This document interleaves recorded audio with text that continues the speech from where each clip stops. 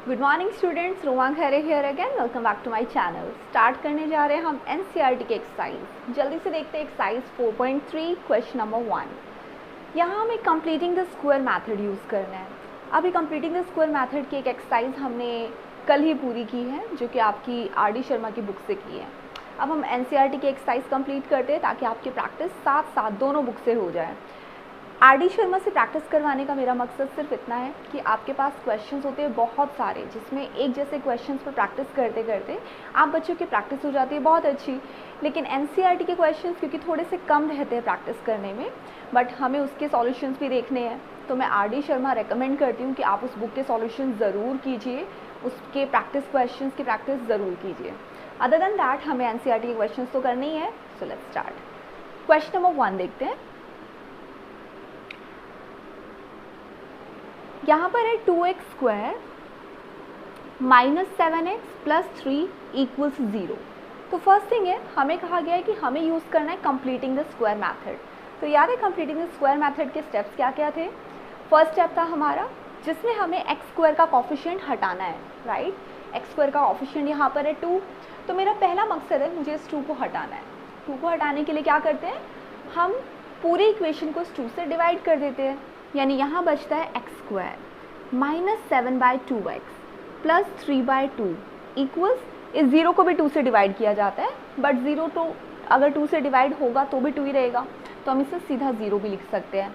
ठीक है, x square minus 7 के साथ 2 डिवाइड हुआ, 3 के साथ 2 डिवाइड हुआ, तो ऐसी इक्वेशन बनी। अब देखिए सेकेंड स्टेप में हमें क्या करना होता है। सेकेंड स्टेप कहते हैं जो हमारी कॉन्स्टेंट टर्म है ना, उसे इक्वल के वहाँ शिफ्ट करो। X square minus 7/2x equals minus 3/2। अब आते हैं हमारे थर्ड और बहुत इंपॉर्टेंट स्टेप पर। जैसे ही हमारा ये काम पूरा हो जाता है, हम अब यहाँ से शुरू करेंगे कंप्लीटिंग द स्क्वायर। यानी हमारा मकसद है इस वाली टर्म के अंदर एक परफेक्ट स्क्वायर को ढूंढना और परफेक्ट स्क्वायर बनाना। ये कैसे परफेक्ट स्क्वायर बन सकता है? नहीं बन सकता है। देखिए कैसे बनेगा। परफेक्ट स्क्वायर बनाने के लिए आप 7/2 यानी x की जो टर्म होगी ना, कॉफिशिएंट टर्म, x की कॉफिशिएंट का हाफ करके उसका स्क्वायर दोनों तरफ ऐड करेंगे। कैसे?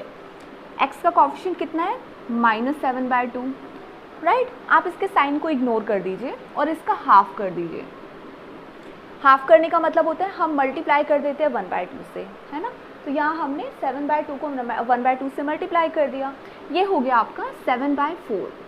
अब इसी को स्क्वायर के साथ हम यहाँ और यहाँ इक्वल के दोनों साइड ऐड करेंगे। ऐड करने से होगा क्या, क्यों ऐड करेंगे? ऐड करने से देखिए इक्वेशन पर तो कोई फ़र्क नहीं पड़ेगा, क्योंकि इक्वेशन के दोनों तरफ अगर सेम क्वांटिटी ऐड होती है तो इक्वेशन तो सेम ही रहेगी, उसमें तो कोई चेंज नहीं आएगा। लेकिन हमें मिल जाएगा हमारा परफेक्ट स्क्वायर। देखिए कैसे, जब इसका स्क्वायर हम यहाँ ऐड करेंगे तो ये वाली बाकी की जो टर्म्स है वो तो एज इट इज़ रहेंगी।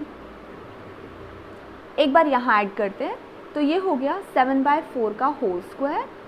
अब यहाँ पर ऐड करें 7/4 का होल स्क्वायर। अब ये बन गया है एक परफेक्ट स्क्वायर। कौन सा परफेक्ट स्क्वायर? हमेशा इसका और इसका, इन दोनों का एक फॉर्मूला आप अगर खोल के देखें, x माइनस 7/4, एक तो x लिखेंगे और यहाँ से 7/4 लेंगे और इसका होल स्क्वायर इक्वल, यहाँ पर जो टर्म है वो एज इट इज़ रहेगी, 3/2 प्लस 7/4 का होल स्क्वायर। इसमें कोई चेंज नहीं है, ये तो एज इट इज़ है। कैसे हमने परफेक्ट स्क्वायर ढूंढा? हमने ये और ये टर्म ली और बन गया परफेक्ट स्क्वायर। यकीन नहीं होता है, आप इस फॉर्मूले को खोल के देखिए, आपको यही मिलेगा। देखिए a माइनस बी का होल स्क्वायर क्या होता है? a स्क्वायर यानी कि x का स्क्वायर प्लस b स्क्वायर यानी कि 7/4 का स्क्वायर है यहाँ पर, माइनस 2 इंटू ए इंटू बी, माइनस 2 इंटू ए यानी कि x इंटू बी यानी 7/4। तो कितना आएगा? फाइनली हमारे पास माइनस का 7/2x आएगा, जो कि हमारा यहाँ पर है ऑलरेडी। ये रीज़न है कि हम इस तरह से एक परफेक्ट स्क्वायर इसको बना सकते हैं। और जैसे ही परफेक्ट स्क्वायर की टर्म हमारे पास आ जाती है, इसके बाद हम इसे इस वाले पार्ट को सॉल्व करके सिंपल जैसे हम आंसर कैलकुलेट करते हैं, हम यहाँ भी कैलकुलेट करेंगे। तो अब बहुत इजी स्टेप रह गए हैं। चलिए देखते हैं आगे कैसे करें। यहाँ जो टर्म्स थी जैसे हैं हम उन्हें वैसे ही लिख देते हैं। यहाँ पे क्या क्या हुआ, यहाँ मेरे पास है -3/2 और 7/4 का जो स्क्वायर है ना ये हम यहाँ साथ साथ खोल लेते हैं, तो ये हो गया 49/4 का स्क्वायर हो गया 16। क्लियर। अब आते हैं आगे के पार्ट पर। ठीक है, अब देखिए ये वाली टर्म नो चेंज, हम एज इट इज़ लिख देते हैं x - 7/4 का होल स्क्वायर इक्वल, इस वाली टर्म का क्या होगा, ये तो प्लस माइनस हो सकती है ना, लेकिन एक कंडीशन है, कब इसे हम ऐड कर सकते हैं या सब्ट्रैक्ट कर सकते हैं, जब दोनों का डेनोमिनेटर एक हो। हम 49 में से 3 माइनस नहीं कर सकते, 16 में से 2 माइनस नहीं कर सकते। आई होप आपको याद है ना। तो अब क्या करें, आप एलसीएम लेके सॉल्व कीजिए, या फिर आप ये कर सकते हैं इस 2 को 16 बना दीजिए। कैसे, आप इस 2 को भी 8 से मल्टीप्लाई कर दीजिए, इस 3 को भी 8 से मल्टीप्लाई कर दीजिए, इक्विवेलेंट हो जाएगा ना। तो इसका मतलब अब ये वाली टर्म जो है और ये वाली टर्म बिल्कुल सेम बन चुकी है, डेनोमिनेटर इक्वल हो गए। अब अगर डेनोमिनेटर इक्वल है तो आप इनको सब्ट्रैक्ट कर सकते हैं, ऐड कर सकते हैं, जैसा भी आप इनको फंक्शन इन पे लगाना चाहें वो अप्लाई हो जाएंगे। तो अब हम क्या कर रहे हैं, ऊपर कितना बचा, जब हम दोनों को 8 से मल्टीप्लाई करते हैं तो ऊपर हो जाता है -24 प्लस का 49 डिवाइडेड बाय ये भी 16 ये भी 16, यानी कि हमारा डेनोमिनेटर सेम हो गया। अब सेम हो चुका है। अब ऊपर वाली टर्म्स हम सब्ट्रैक्ट कर सकते हैं, तो यहाँ बचा x - 7/4 का होल स्क्वायर इक्वल 25/16। अब क्या स्टेप होगा, अब बस छोटा सा काम बचा है, इसका जो स्क्वायर है ना ये हटा दीजिए। स्क्वायर हटाने का मतलब है हम दोनों तरफ अंडर रूट करेंगे, या आप ये कह सकते हैं ये वाला स्क्वायर हटेगा तो दूसरी वाली टर्म के ऊपर जाएगा अंडर रूट। कैसे, ऐसे, जब आप इसका स्क्वायर हटा देंगे तो ये वाली टर्म इस तरह से अंडर रूट में चली जाती है। रूल्स ध्यान है हमें, तो इस तरह से अंडर रूट में गई। लेकिन यहाँ पर एक चीज़ और ध्यान रखने वाली है कि हमें प्लस और माइनस दोनों के दोनों साइन लेने हैं। अगर आर.डी. शर्मा में हमने ये क्वेश्चन किया हुआ है तो आपको अच्छे से याद होगा कि हम ऐसे सारे क्वेश्चंस में दोनों चीज़ें कैलकुलेट करते हैं, प्लस के साइन वाली भी और माइनस के साइन वाली भी। प्लस माइनस लिखने का रीज़न हमें याद है, क्यों लिखते हैं हम प्लस और माइनस दोनों साइन। रीज़न ये है कि अगर आप -2 का स्क्वायर खोलेंगे तो भी 4 आएगा, और अगर आप +2 का स्क्वायर खोलेंगे तो भी 4 आएगा। यानी कि नेगेटिव या पॉजिटिव दोनों के केस में हमारे पास जो परफेक्ट स्क्वायर होते हैं वो पॉजिटिव ही आते हैं। तो यही रीज़न है कि जब हम परफेक्ट स्क्वायर को स्क्वायर रूट में कन्वर्ट करते हैं तो यहाँ पर भी हम यही करेंगे, क्या, प्लस और माइनस के दोनों साइन लेंगे। लेकिन क्यों लेने की ज़रूरत है, इससे पहले तो हमने कभी नहीं किया, क्योंकि अभी तक हमें इसकी ज़रूरत नहीं पड़ी। अब इसलिए करें क्योंकि अब हमें x की एक्चुअली 2 वैल्यूज़ कैलकुलेट करनी है, क्योंकि हमारे रूट्स कितने होते हैं, एक अल्फ़ा होता है एक बीटा होता है। दोनों रूट्स कैलकुलेट करने का मतलब है अब हमें ज़रूरत है x की एक वैल्यू नहीं 2 वैल्यूज़ की, और वो कैसे आएंगी, इस तरह से। अब x के साथ जो माइनस का 7/4 है हम वहाँ शिफ्ट कर देते हैं, प्लस माइनस 25/16, ये वहाँ शिफ्ट होने के बाद पॉजिटिव 7/4 में कन्वर्ट हो गया। अब x क्या हो गया, प्लस माइनस 25/16 होल के ऊपर अंडर रूट, परफेक्ट स्क्वायर है ना 5, नीचे 4 प्लस 7/4।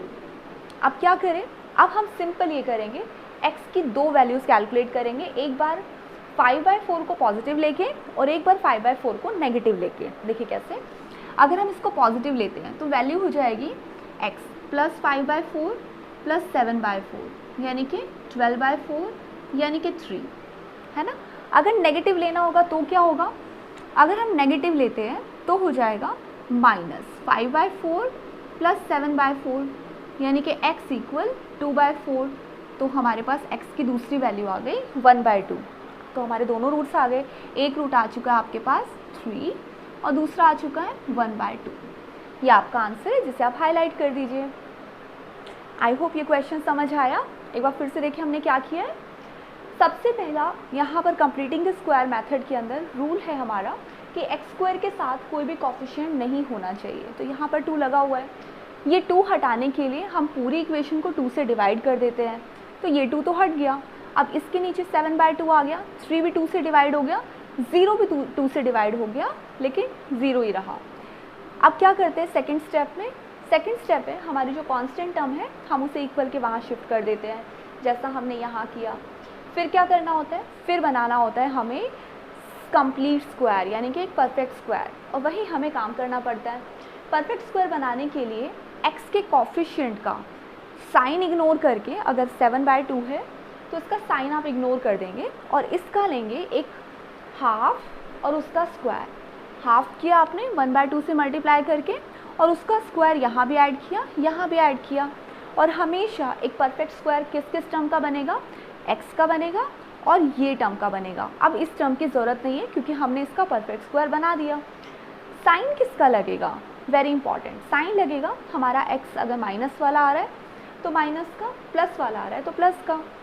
जब आप फॉर्मूला खोलते हैं तो माइनस का साइन सिर्फ -2ab पर आता है ना, तो -2ab वाला जो पार्ट है ना, सिर्फ उसी का साइन हम कैरी करेंगे, राइट। अब क्या करेंगे, अब बस सिंप्लीफाई करते जाएंगे हम, और फाइनली हमारे पास कुछ इस तरह की टर्म्स आ जाएंगी।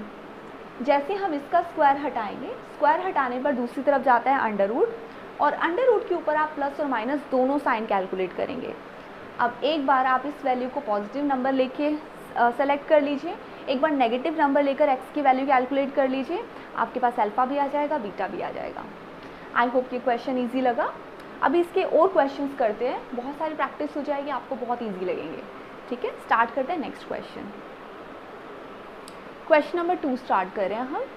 क्वेश्चन नंबर 2 है 2x² + x - 4 = 0। और जैसा कि मैंने बताया, हमारा पहला रूल यही है कि हमें x² के साथ का जो कॉफिशिएंट है वो हटाना है। तो हम यहाँ क्या करेंगे, पूरी इक्वेशन को 2 से डिवाइड करेंगे तो x² बचेगा, यहाँ हो जाएगा x/2 - 4/2 = 0। तो यहाँ हो गया x² + x/2, तो ठीक है, माइनस का 4/2 वहाँ शिफ्ट कर रहे हैं हम। ये एक्चुअल में माइनस का 4/2 है क्या, -2 है, तो -2 वहाँ जाने के बाद पॉजिटिव का 2 हो गया। 2 स्टेप हमारे पूरे हुए। कौन कौन से, हमने हटा दिया x² का कॉफिशिएंट, और नंबर 2 हमने हमारी कांस्टेंट जो टर्म थी ना 4/2 उसको भी वहाँ शिफ्ट कर दिया। अब नेक्स्ट स्टेप में हमें क्या करना है, हमें करना है x/2 का, यानी कि x जो है ना उसके कॉफिशिएंट, x का कॉफिशिएंट 1/2 है ना स्टूडेंट्स, 2 नहीं है, ये याद रखिएगा। तो हमें 1/2 का हाफ करना है। हाफ करने का मतलब आप करते हैं 1/2 से मल्टीप्लाई और इसका स्क्वायर दोनों तरफ ऐड करना है। तो यहाँ हो जाएगा x² + x/2 + 1/4 का होल स्क्वायर, इस तरफ भी वही होगा 2 + 1/4 का होल स्क्वायर। अब क्या होगा, यहाँ हो जाएगा x², सॉरी यहाँ पर हम परफेक्ट स्क्वायर रिकग्नाइज कर लेंगे। कौन कौन सा परफेक्ट स्क्वायर, हमारे पास x है और 1/4 है, यानी x + 1/4 होल स्क्वायर। यहाँ पे क्या हो गया, 2 + 1/4 का होल स्क्वायर भी खोल सकते हैं, यानी कि 1/16। ठीक है, यहाँ हो जाएगा x + 1/4 का होल स्क्वायर। और यहाँ क्या क्या बचा हमारे पास, यहाँ पर हम थोड़ा सा सिंप्लीफाई कर लेते हैं। तो सिंप्लीफाई करने के लिए 16 और 2 सीधा मल्टीप्लाई कर देते हैं, 32 + 1/16, ऐसे सॉल्व करते हैं ना। तो यहाँ हो गया आपका 33/16, और जब आप इसका स्क्वायर हटाएंगे तो याद है इसके ऊपर जाएगा अंडर रूट। नेक्स्ट स्टेप में हम ये भी करते हैं, x + 1/4 का स्क्वायर हटाते हैं और 33/16 के ऊपर लगा देते हैं अंडर रूट। और हमें प्लस माइनस के साइन हमेशा ध्यान रखने हैं, यहाँ पर दोनों साइन कैलकुलेट हुए हैं ना, प्लस का भी और माइनस का भी। नेक्स्ट क्या करना होगा, यहाँ बचा हमारे पास x + 1/4, यहाँ बचा प्लस माइनस अंडर रूट 33 तो सॉल्व नहीं हो रहा है, बट 16 का परफेक्ट स्क्वायर हमें पता है, स्क्वायर रूट होगा 4, राइट। x की वैल्यू चाहिए 1/4, यहाँ शिफ्ट कर दीजिए, x = plus minus under root 33/4 - 1/4। बस अब तो कुछ हो नहीं सकता, सिर्फ हमारे पास 2 रूट्स आ चुके हैं जिन्हें हम साथ साथ लिख देंगे। x का एक रूट है हमारे पास प्लस का 33 - 1, और 4 जो है क्योंकि कॉमन डेनोमिनेटर है सेम है, आप एक साथ लिख दीजिए। माइनस वाली वैल्यू लिखने के लिए आप ये करिए -33 - 1/4। आप इस तरह से दोनों रूट्स अपने यहाँ मेंशन कर दीजिए and we are done. Easy. हर बार क्वेश्चन एंड होने के बाद अपने रूट्स ज़रूर स्पेसिफाई किया कीजिए। इतनी सारी जो कैलकुलेशन की है हमें दिखाना है कि एंड में ये हमारा आंसर है। अगर आपको श्योर नहीं है कि आंसर में बी इनकरेक्ट, स्टिल आप मेंशन करिए, उस आंसर को घुमा फिरा के नहीं करिए। इससे होता ये है कि जब आप क्वेश्चन का आंसर इन दी एंड लिख देते हैं तो जो भी एग्जामिनर होता है उसको बहुत अच्छे से समझ आता है कि जो मेथड आपने यूज़ किया है वो कहाँ तक फ्रूटफुल हुआ है। और ये बहुत ज़रूरी है अच्छे मार्क्स लेने के लिए। प्रेजेंटेशन हमारे क्वेश्चंस का बहुत इंपॉर्टेंट पार्ट है। जितना इंपॉर्टेंट है हमें क्वेश्चंस को अंडरस्टैंड करना, कॉन्सेप्ट को समझना और उस क्वेश्चन को सॉल्व करना, सॉल्यूशन निकालना, उतना ही इंपॉर्टेंट है उसको बहुत अच्छे तरीके से प्रेजेंट करना कि हमारे जो दूसरे स्टूडेंट्स हैं और दूसरे स्टूडेंट्स का जो भी हमारी नोटबुक चेक करने वाला है उसको भी वो अच्छे से क्लियर हो जाए कि हम जिस कॉन्सेप्ट को यूज़ कर रहे हैं वो एक्चुअल में कहाँ लीड कर रहे हैं। I hope you got it. Let's start question number 3 now. Question number 3 देखिए, थर्ड पार्ट कहते हैं 4x² plus 4√3x plus 3 equals 0। Under root देख के घबराना नहीं है, बहुत इजीली सॉल्व हो जाएगा, सेम वही मेथड है, ठीक है। तो पहली चीज़ है हमें हमारा 4 हटाना है, यानी कि हमें x² को खाली करना है। 4 से ये डिवाइड होगा तो सिर्फ √3x बचेगा, प्लस 3/4 इक्वल्स 0। पहला स्टेप डन। सेकेंड स्टेप 3/4 को वहाँ मूव कर देते हैं। x² plus √3x equal minus का 3/4। क्लियर। नेक्स्ट स्टेप क्या होता है, इसके मूव होने के बाद जो हमारा थर्ड स्टेप है वो है x के कॉफिशिएंट का हाफ और उसका स्क्वायर दोनों तरफ ऐड करना है। कॉफिशिएंट है क्या, √3, इसका हाफ और इसका स्क्वायर, √3 का हाफ और इसका स्क्वायर दोनों तरफ ऐड कर देते हैं। इस तरफ ऐड होगा तो ये हो जाएगा x² प्लस √3x। यहाँ पर ऐड होने पर आया √3/2 होल स्क्वायर। वहाँ पर ऐड होगा तो क्या होगा, -3/4 प्लस √3/2 का होल स्क्वायर। बस इसको सॉल्व करते जाते हैं। यहाँ पे परफेक्ट स्क्वायर बताइए कौन कौन सा बना, ये और ये, सिर्फ ये दोनों टर्म्स आपको लिखनी है, x प्लस √3/2 का होल स्क्वायर, राइट। अब यहाँ पे क्या करें, इक्वल -3/4। ये तो सॉल्व हो सकता है। √3 का स्क्वायर कितना होगा, सिर्फ 3 होगा, राइट। और 2 का स्क्वायर कितना होगा, 4 होगा। कितना बचा, 0 बचा। तो यहाँ हो गया हमारे पास x प्लस √3/2 का होल स्क्वायर। ये दोनों सब्ट्रैक्ट हो गए ना, 0 हो गए। अब इसका स्क्वायर हटेगा तो वहाँ पर क्या होगा, वहाँ पर कुछ नहीं बचेगा। तो यहाँ पर सिंपली ये बचा x प्लस √3/2 इक्वल्स 0, यानी कि अब की बार जो हमारे दोनों रूट्स हैं x के वो इक्वली आएंगे, यानी x की जो वैल्यू है √3/2 जब आप इस तरफ मूव कर देंगे तो यही आएगी। तो दूसरा रूट भी जो हमारा होगा वो सेम ही होगा। अगर ऐसा कुछ हो रहा है कि हमारे पास x की एक ही वैल्यू निकल पा रही है तो उसका मतलब दोनों रूट हमारे वही है, x की वैल्यू दोनों बार सेम है, √3/2 विद द नेगेटिव साइन, ठीक है। नेक्स्ट स्टार्ट करते हैं क्वेश्चन नंबर 4। डन। हाँ, तो देखते हैं 2x² प्लस x प्लस 4 की कैलकुलेशन कैसे होगी। पहले हटाते हैं 2, तो यहाँ बचा x² plus x/2 plus 4/2 equals 0 ज़रूर आएगा, क्योंकि इक्वेशन है तो इक्वल 0 लगाना ज़रूरी है। नेक्स्ट हम 4/2 को वहाँ शिफ्ट कर देते हैं, x² प्लस x/2 इक्वल्स -4/2। दोनों स्टेप पूरे हो गए। थर्ड स्टेप में क्या करना है जी, x का हाफ करना है x के कॉफिशिएंट का, यानी 1/2 का हाफ क्या होगा, 1/2 का हाफ करने का मतलब ये करना, यानी 1/2 से ही मल्टीप्लाई करना। तो आ गया 1/4। 1/4 का स्क्वायर यहाँ और यहाँ ऐड करते हैं, x² प्लस x/2 1/4 का होल स्क्वायर, -4/2 सॉल्व कर लेते हैं, ये हो जाएगा -2 प्लस 1/4 का होल स्क्वायर ऐड कर दिया। यहाँ कौन सा परफेक्ट स्क्वायर बना, हमेशा ये और ये, इन दोनों का परफेक्ट स्क्वायर बनता है।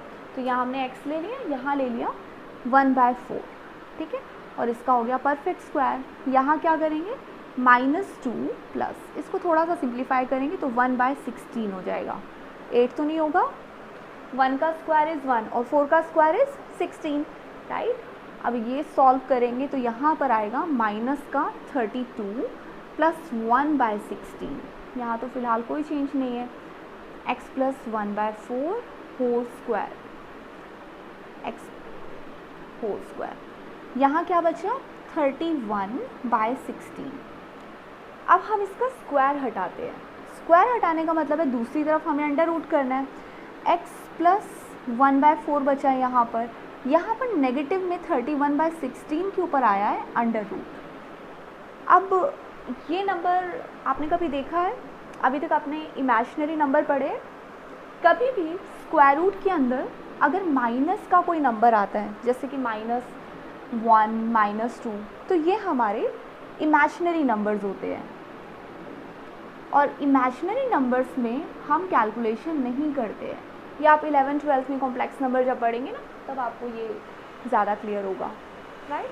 तो अगर आप देख रहे हैं कि यहाँ पर x की वैल्यू कैलकुलेशन में अंडर रूट के अंदर माइनस की टर्म आ रही है, यानी कि आगे सॉल्व नहीं हो सकता है, लेकिन माइनस में हमारे पास एक इमेजिनरी नंबर आ गया है, तो ये कैलकुलेशन फर्दर कैरी फॉरवर्ड नहीं हो सकती है।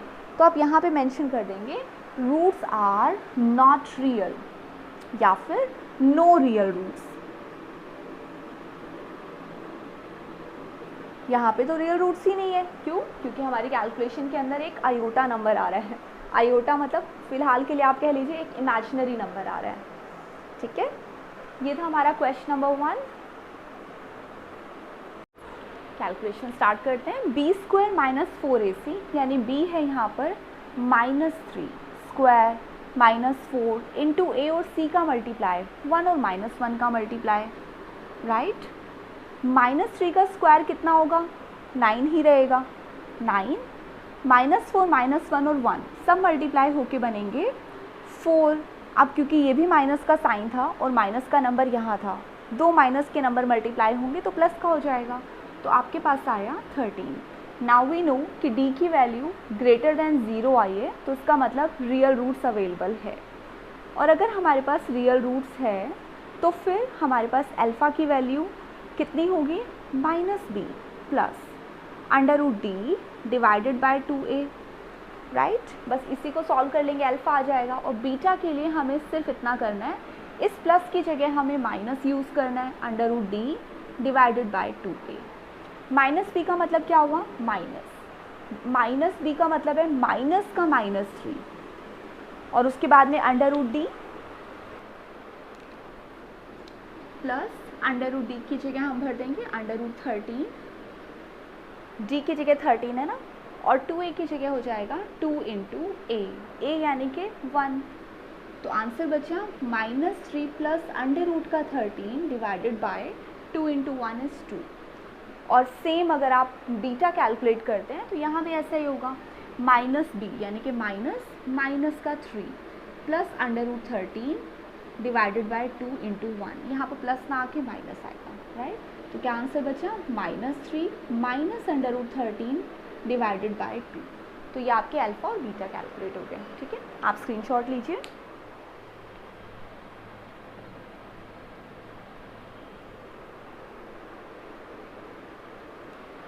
सेकेंड पार्ट देखते हैं इसका।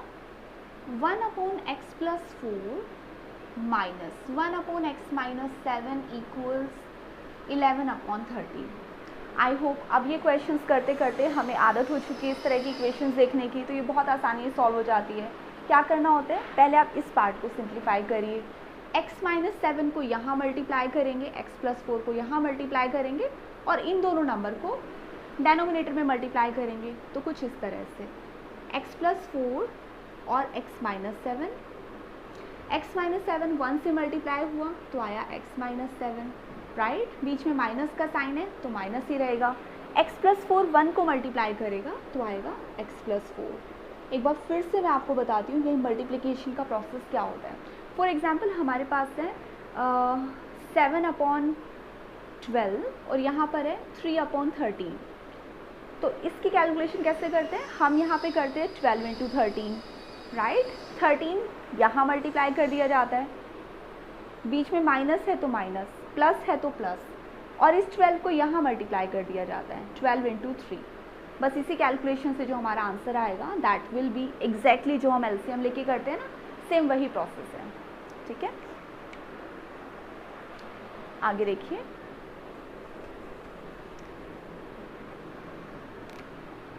ऊपर वाले अगर हम न्यूमरेटर को सॉल्व करें, यहाँ पर हो गया x माइनस 7, ब्रैकेट के बाहर माइनस का साइन है ना, तो x तो हो गया नेगेटिव, प्लस हो गया माइनस का 4, राइट। डेनोमिनेटर हमारा मल्टीप्लाई होगा, जिसका आंसर आएगा x square plus 4x minus का 7x, और माइनस 7 और 4 मल्टीप्लाई हुए तो माइनस का 28। कैसे किया हमने x को यहाँ मल्टीप्लाई किया, x को यहाँ भी मल्टीप्लाई किया, बाइनोमियल मल्टीप्लिकेशन है।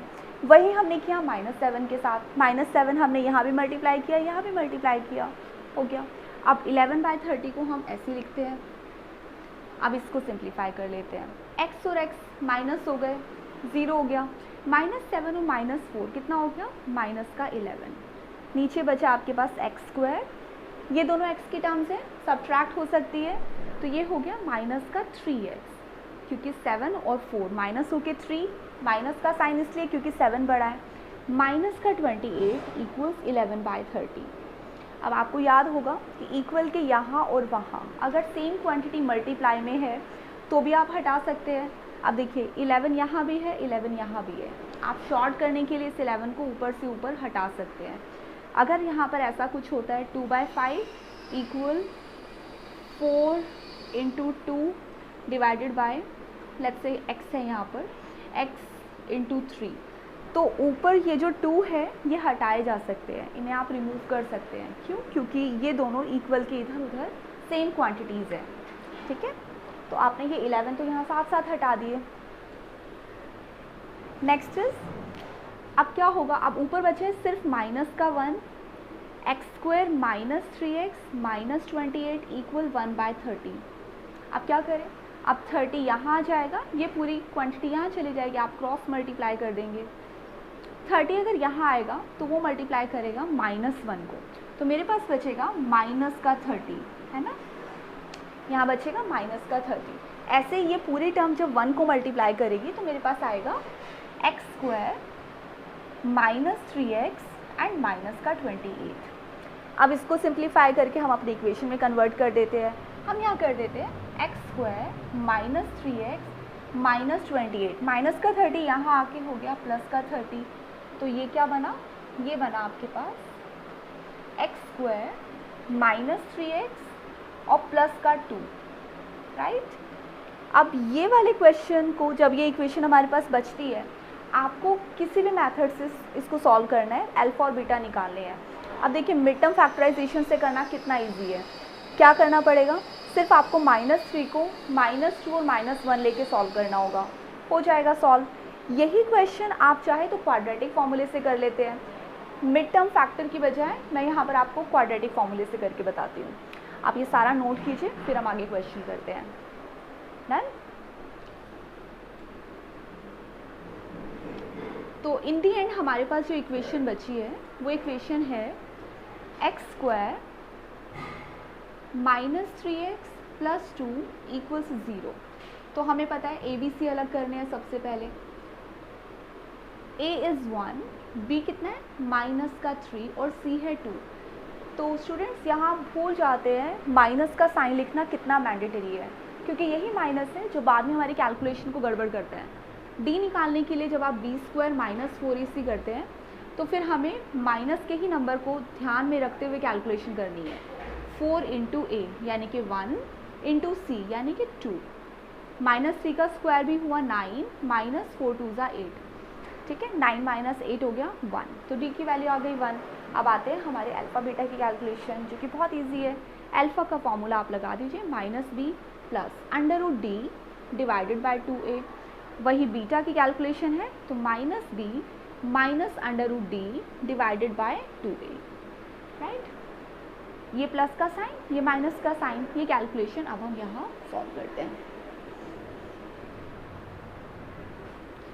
अल्फ़ा निकालने के लिए यहीं से करते हैं। -B का मतलब है माइनस का साइन यहाँ ऑलरेडी है, राइट।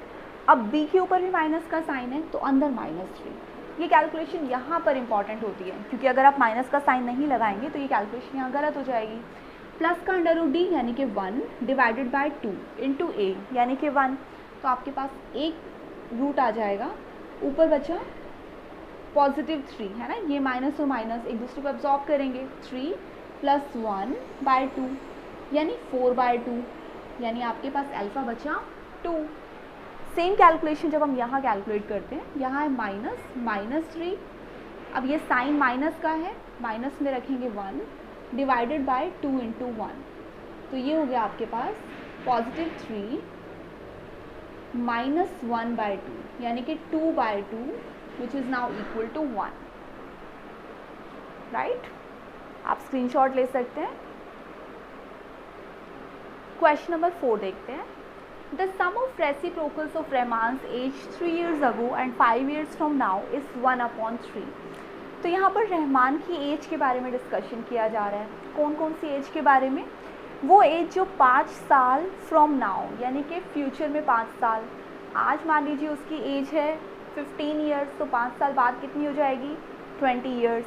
तो 5 साल बाद की एज के बारे में और 3 साल पहले की एज के बारे में डिस्कशन हो रहा है, लेकिन ये डिस्कशन हो रहा है रेसिप्रोकल्स के बारे में, है ना। ये कहते हैं the sum of reciprocals of Rahman's age 3 years ago and 5 years from now is 1/3। तो पहले हम ये इक्वेशन समझने की कोशिश करते हैं और फिर अंडरस्टैंड करते हैं कि हमें इसे कैलकुलेट कैसे करना है, ठीक है। और फाइंड आउट भी हमें करना है, फाइंड हिज प्रेजेंट एज, और हमें पता है कि जो चीज़ हमें फाइंड आउट करनी होती है हम उसी को अज्यूम करते हैं। तो यहाँ मान लेते हैं कि उसकी प्रेजेंट एज जो है वो x है।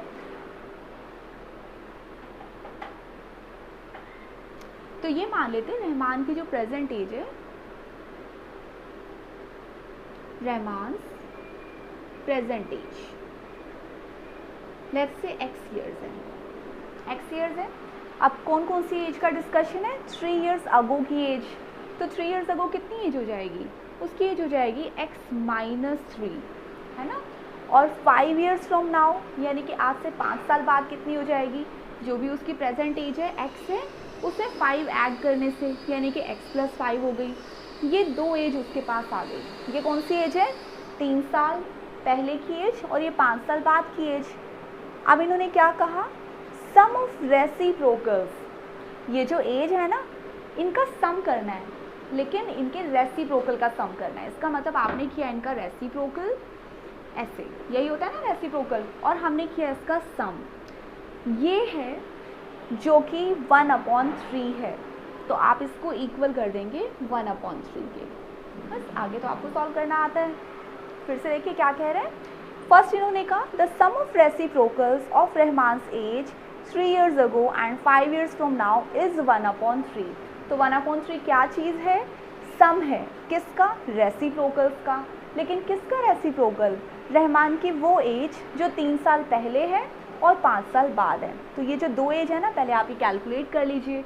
3 साल पहले की एज हो गई x - 3, 5 years बाद की एज हो गई x + 5। हमें क्या करना है? इसका सम निकालना है, लेकिन रेसिप्रोकल्स का। इसलिए हमने इन्हें 1/ किया, रेसिप्रोकल्स ले लिया, रेसिप्रोकल्स का सम निकाला और इसको रखा कितना? 1/3 के इक्वल, क्योंकि इन्होंने कहा है ये चीज़ कहलाती है according to question ATQ, right. बस आगे आप कैलकुलेट करना जानते हैं, अपने आप करिए। हमें पता है ये वाली कैलकुलेशन का वे क्या है, x - 3 और x + 5 एक साथ आएंगे और x + 5 यहाँ मल्टीप्लाई हो जाएगा, विच इज़ x + 5 प्लस, पीछे प्लस का साइन है ना, और x - 3 1 के साथ मल्टीप्लाई हो जाएगा। आप चाहें तो पहले ब्रैकेट में रख लीजिए, just to avoid any confusion, ठीक है। आप सॉल्व करना स्टार्ट करते हैं। यहाँ पर क्या होगा? x + 5 ऊपर है और प्लस x - 3 हो गया। नीचे क्या क्या बचा? एक बाइनोमियल मल्टीप्लिकेशन जिसका प्रोडक्ट कैलकुलेट करना पड़ेगा। x और x मल्टीप्लाई हुए तो x² आया, -3x हो गया, 5 की टर्न है, प्लस 5x और माइनस का 15 हो गया, इक्वल आ गया 1/3 के। अब क्या करें? हम 3 को यहाँ मल्टीप्लाई करेंगे, इसको यहाँ मल्टीप्लाई करेंगे। वेट, पहले हम इसे थोड़ा सा और सिंप्लीफाई कर लेते हैं, ठीक है, ताकि कैलकुलेशन कम हो। क्यों? x और x ऐड हो सकते हैं, ऊपर हुआ 2x, 5 और 3 क्या बनेंगे? प्लस का 2, है ना, क्योंकि 5 बड़ा है तो प्लस का साइन आएगा। नेक्स्ट इज, अब इसको कैसे सॉल्व करें? x², 5x - 3x बचा आपके पास प्लस का 2x और यहाँ बचा सिर्फ माइनस का 15, इक्वल हो गया 1/3 के। इससे ज़्यादा तो सिंप्लीफाई नहीं होगा ना। अब करेंगे हम क्रॉस मल्टीप्लाई। इस 3 को इस पूरे पॉलिनोमियल को के साथ मल्टीप्लाई कर दीजिए, इसे 1 के साथ मल्टीप्लाई कर दीजिए, तो डेनोमिनेटर से ख़त्म हो जाएंगे।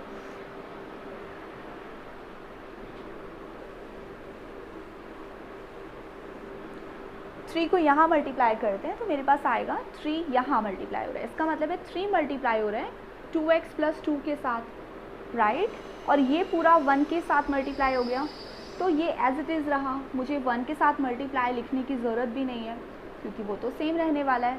अब कर लेते हैं simplify to just get a quadratic equation. क्या बचेगा यहाँ पर, यहाँ हो गया 6x + 3 2 से मल्टीप्लाई हुआ 6, यहाँ हो गया x² + 2x - 15, राइट। अब क्या करें, अब यहाँ की टर्म्स हमें इक्वल के वहाँ शिफ्ट करनी है, ये सारी टर्म्स यहाँ शिफ्ट होंगी तो क्या होगा, x² तो ऐसे ही रहेगा, 2x और 6x यहाँ आएगा तो हो जाएगा माइनस का 6x, तो मैं शॉर्ट में कर देती हूँ -4x, राइट। माइनस का 15 यहाँ पहले से है और 6 यहाँ पर आकर माइनस का 6 हो जाएगा, -15 और -6 कितना हो गया, माइनस का 21, और यहाँ कितना बचा, 0 बचा।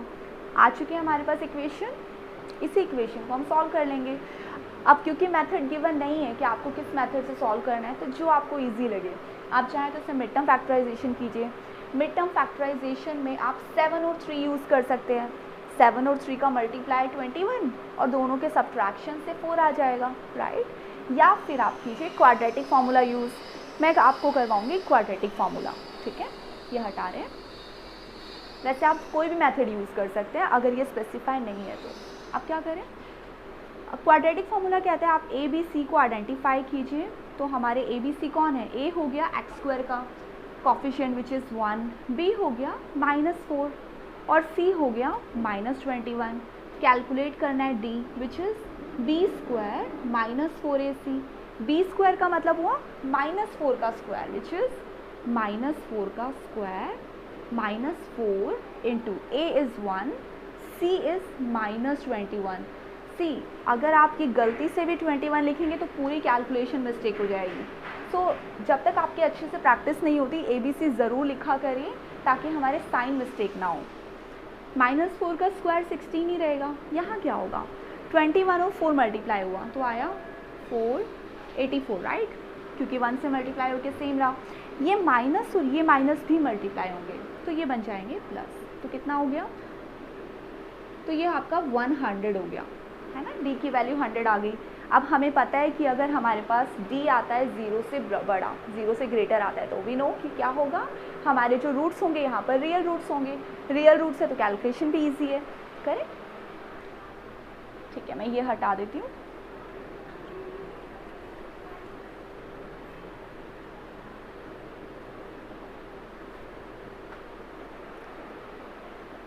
तो d की वैल्यू हमारे पास आ चुकी है 100, राइट, और हमें कैलकुलेट करना है अल्फ़ा। अल्फ़ा क्या है, -b plus √d divided by 2a, और बीटा की वैल्यू क्या है, -b minus √d divided by 2a। सिर्फ यहाँ पर साइन का डिफरेंस है। अब बाकी की सारी कैलकुलेशंस आपने नोट कर ली, अपने पास रखिए, मैं यहाँ चेक कर लेती हूँ कि मुझे रब करना पड़ा पूरा। तो अल्फ़ा हो जाएगा हमारा -b, तो -b हमने कैलकुलेट कितना किया था,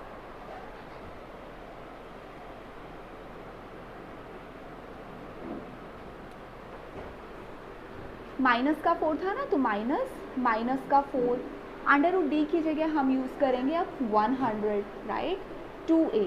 a कितना था अपने कैलकुलेशन में देख के बताइए, a की वैल्यू थी 1, राइट, और b वाले पार्ट में भी ऐसे ही होगा, -4, सिर्फ ये प्लस आपका माइनस का बन गया √100 डिवाइडेड बाय 2 × 1। इस कैलकुलेशन को मैं यहाँ सॉल्व कर देती हूँ तो ये बचा 4 प्लस, हमें √100 का आंसर पता है दिस विच इज़ 10, राइट, तो यहाँ पर आ गया 10 डिवाइडेड बाय 2, तो यहाँ हो गया 14/2 यानी कि 7। तो ये आ चुका है आपका अल्फ़ा 7, और बीटा निकालने के लिए हमारे पास ये प्लस का 4 और ये बच जाएगा माइनस का 10 यानी कि -6/2 यानी कि -3।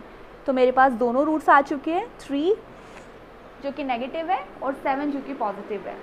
अब देखिए हमारे पास आंसर्स 2 आए हैं, लेकिन ये आंसर्स थे क्या, ये आंसर्स हमारे थे रहमान की एज के बारे में, राइट।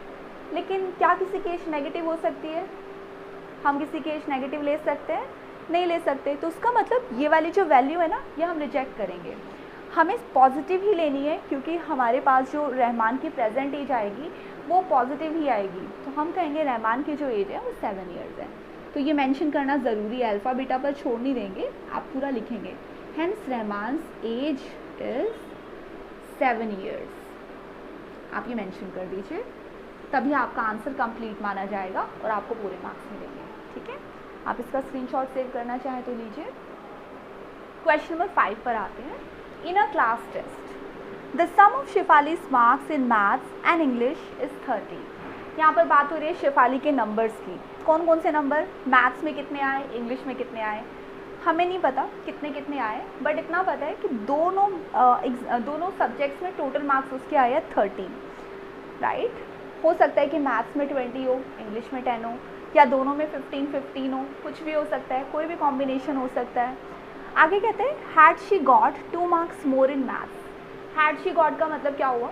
हम बात कर रहे हैं कल्पनाओं की, यानी कि अगर ऐसा होता कि मैथ्स में उसके 2 नंबर ज़्यादा आ जाते, है ना, मैथ्स में 2 नंबर ज़्यादा आ जाते and 3 marks less in English, और इंग्लिश में 3 नंबर कम भी आ जाते, तो क्या होता? The product of her marks would have been 210। तो दोनों जो नंबर होते मैथ्स में और इंग्लिश में आए, इनका जो प्रोडक्ट है वो हो जाता 210। प्रोडक्ट मतलब मल्टीप्लिकेशन। आप समझते हैं हमें इसे सॉल्व कैसे करना है। पहली बात है, यहाँ पर मार्क्स मैथ्स और इंग्लिश के बारे में डिस्कस किए जा रहे हैं, तो हम दोनों वेरिएबल्स को यहाँ पर नोट करते हैं। क्या हम इस क्वेश्चन को 2 वेरिएबल्स में सॉल्व करेंगे? बिल्कुल नहीं, ये क्वेश्चन हमें करना है 1 वेरिएबल में, राइट। स्टार्ट करते हैं। Let's take marks in maths. हम मान लेते हैं मार्क्स जो आया है, मार्क्स इन मैथ्स है, वो है x। अब आप ये बताइए कि इंग्लिश के मार्क्स को हम क्या मानेंगे? मार्क्स इन इंग्लिश कितने हो जाएंगे? क्या हम उसे y मानेंगे? नहीं, हम कहेंगे 30 माइनस एक्स है। 30 माइनस एक्स कैसे हो गया? क्योंकि देखिए, अगर उसके मार्क्स मैथ्स के अंदर x है, तो इंग्लिश के मार्क्स निकालने के लिए हमें क्या करना होगा? 30 में से जितने मार्क्स मैथ्स के वो घटा दो, तो इंग्लिश के मार्क्स आ गए। जैसे कि मैथ्स में अगर उसके 20 नंबर है, राइट, और आपको पता करना है इंग्लिश में कितने हैं, तो 30 में से 20 घटा दिए, हमें पता चला इंग्लिश में उसके नंबर है 10। बस वही हमने ऐसे लिख दिया, एक हो गया x और एक हो गया 30 माइनस एक्स। नेक्स्ट क्या कहते हैं? Had she got 2 marks more. अब यहाँ पर 2 नंबर ज़्यादा, किस में? मैथ्स में। तो अब बनाते हैं हम अपनी सेकेंड इक्वेशन के लिए, यानी कि सेकेंड हमें ATQ जो बनाना है वो होगा इन कल्पनाओं पर आधारित। ये है मैथ्स के नंबर और ये है उसके इंग्लिश के नंबर, राइट। क्या करना है? Had she got 2 marks more in maths, यानी कि हम मैथ्स में उसके नंबर्स बढ़ाने हैं। कितने बढ़ाने हैं? 2 मार्क्स मोर करने हैं। 2 मार्क्स मोर कितना होता है? ऐसा बिल्कुल भी नहीं। 2 मार्क्स मोर का मतलब है हमें ऐड करना है। आप बच्चे ये कन्फ्यूजन यहाँ पर ज़रूर करते हैं। क्या हो जाता है जब आप ये देखते हैं ना 2 मार्क्स मोर, तो आप 2 टाइम्स कर देते हैं। हमें डबल नहीं करने मार्क्स, हमें सिर्फ 2 नंबर बढ़ाने हैं। हमें क्या करना है? मैथ्स के मार्क्स में 2 नंबर्स और ऐड कर दिए, राइट। और फिर क्या करना है? 3 मार्क्स लेस करने हैं इंग्लिश में। इंग्लिश में 3 मार्क्स लेस करने का मतलब हुआ जितने भी मार्क्स हैं ना, इसमें से 3 को लेस कर दो, कर दिया। फिर क्या करना है? The product of her marks. अब ये जो 2 मार्क्स आ गए ना हमारे पास, इनका प्रोडक्ट मतलब हमने किया इनको मल्टीप्लाई। कितना है प्रोडक्ट? 210। ठीक है, तो कर देते 210 के इक्वल। बस इसी को सॉल्व करना है और हमारे पास x की वैल्यू आ जाएगी। चलिए करें। यहाँ पर है x + 2, इसको तो कुछ नहीं कर सकते। बीच का साइन मल्टीप्लाई का आप ऑमिट कर सकते हैं, नहीं लिखेंगे तो भी ठीक है। 30 और 3 ये तो सब्ट्रैक्ट हो जाएंगे ना। 27 माइनस एक्स बचा आपके पास 210। अब बस इसको सिंप्लीफाई करते हैं। क्या होगा? 27x को मल्टीप्लाई करेगा 27x, 27 2 को भी मल्टीप्लाई करेगा यानी कि 54। अब माइनस एक्स की टर्न, माइनस एक्स को मल्टीप्लाई करेगा -x², माइनस एक्स 2 को मल्टीप्लाई करेगा तो -2x। यहाँ क्या बचा? 210, राइट। अब इसको भी सिंप्लीफाई करते हैं। यहाँ पे 27x और 2x ये दोनों सॉल्व हो सकते हैं ना, तो 54 तो या पहले इसी को करते हैं, ये बचेगा आपके पास 25x, यहाँ पर है प्लस का 54 माइनस का एक्स स्क्वायर इक्वल है 210 के। सारी की सारी टर्म्स हम वहाँ ले जाते हैं, या ये कह दीजिए कि 210 को यहाँ ले आते हैं, जैसे मर्जी कर लीजिए। मैं वहाँ ले जा रही हूँ ताकि एक्स स्क्वायर जो माइनस का है ना ये भी पॉजिटिव हो जाए। तो यहाँ तो बचेगा 0 इक्वल माइनस का एक्स स्क्वायर पहले लिख देते हैं, वहाँ जाके प्लस का हो गया 25x प्लस का है ना, वहाँ जाके हो गया माइनस का 25x, और क्या होगा 210 यहाँ पॉजिटिव है, वहाँ जाने के बाद 54 माइनस का हो जाएगा, है ना, राइट। अब सॉल्व कर लीजिए, यहाँ तो 0 ही है, यहाँ है एक्स स्क्वायर माइनस का 25x, 210 और 54 माइनस हो जाएंगे, 10 में से 4 गया 6, 0 5 यानी कि 5 बचा 156, वो भी पॉजिटिव नंबर। तो ये हमारे पास आ चुकी है क्वाड्रेटिक इक्वेशन। किसी भी मेथड से सॉल्व कीजिए, एज आई टोल्ड यू कि मैं आपको ये क्वाड्रेटिक फार्मूले से सॉल्व करूँगी, तो फिर मैं आपको क्वाड्रेटिक फार्मूला दिखाती हूँ। आप मेंशन नहीं है, जो मेथड चाहे यूज़ कर लीजिए, ठीक है। आप इतना नोट कीजिए प्लीज़।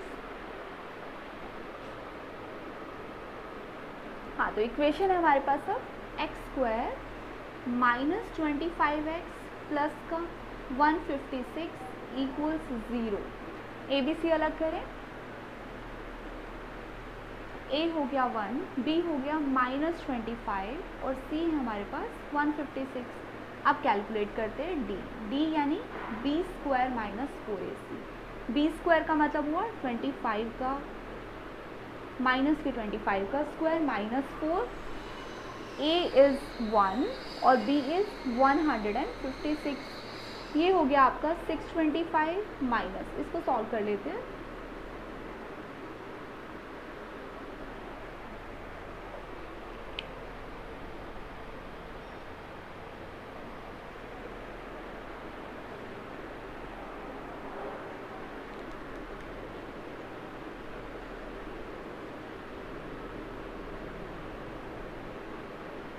सिंपल 1 बचा आई गेस, है ना,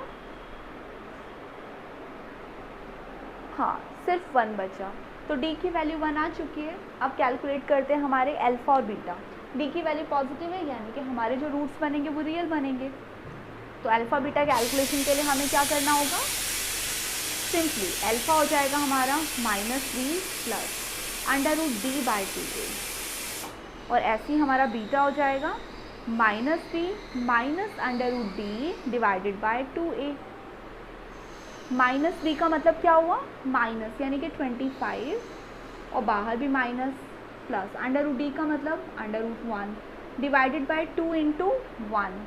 तो ऊपर आपके पास बचा माइनस का 25 प्लस 1/2, नीचे क्या बचा, यहाँ बचा माइनस 25 माइनस का √1/2 इंटू 1।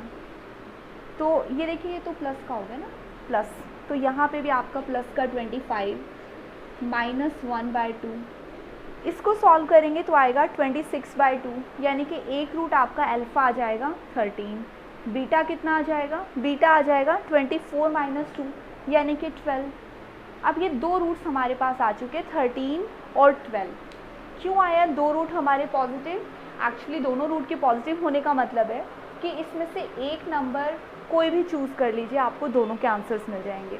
यानी कि आप कह सकते हैं कि अगर आप इसमें 13 चूज़ करते हैं तो एक सब्जेक्ट में उसके जो मार्क्स होंगे वो निकल आएंगे मैथ्स के 13, तो इंग्लिश के निकालेंगे हम 12 होगा ना, 26/2।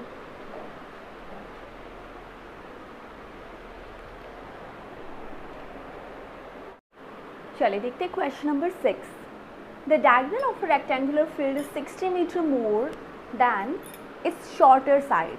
If the longer side is 30 meter more than the shorter side, find its sides.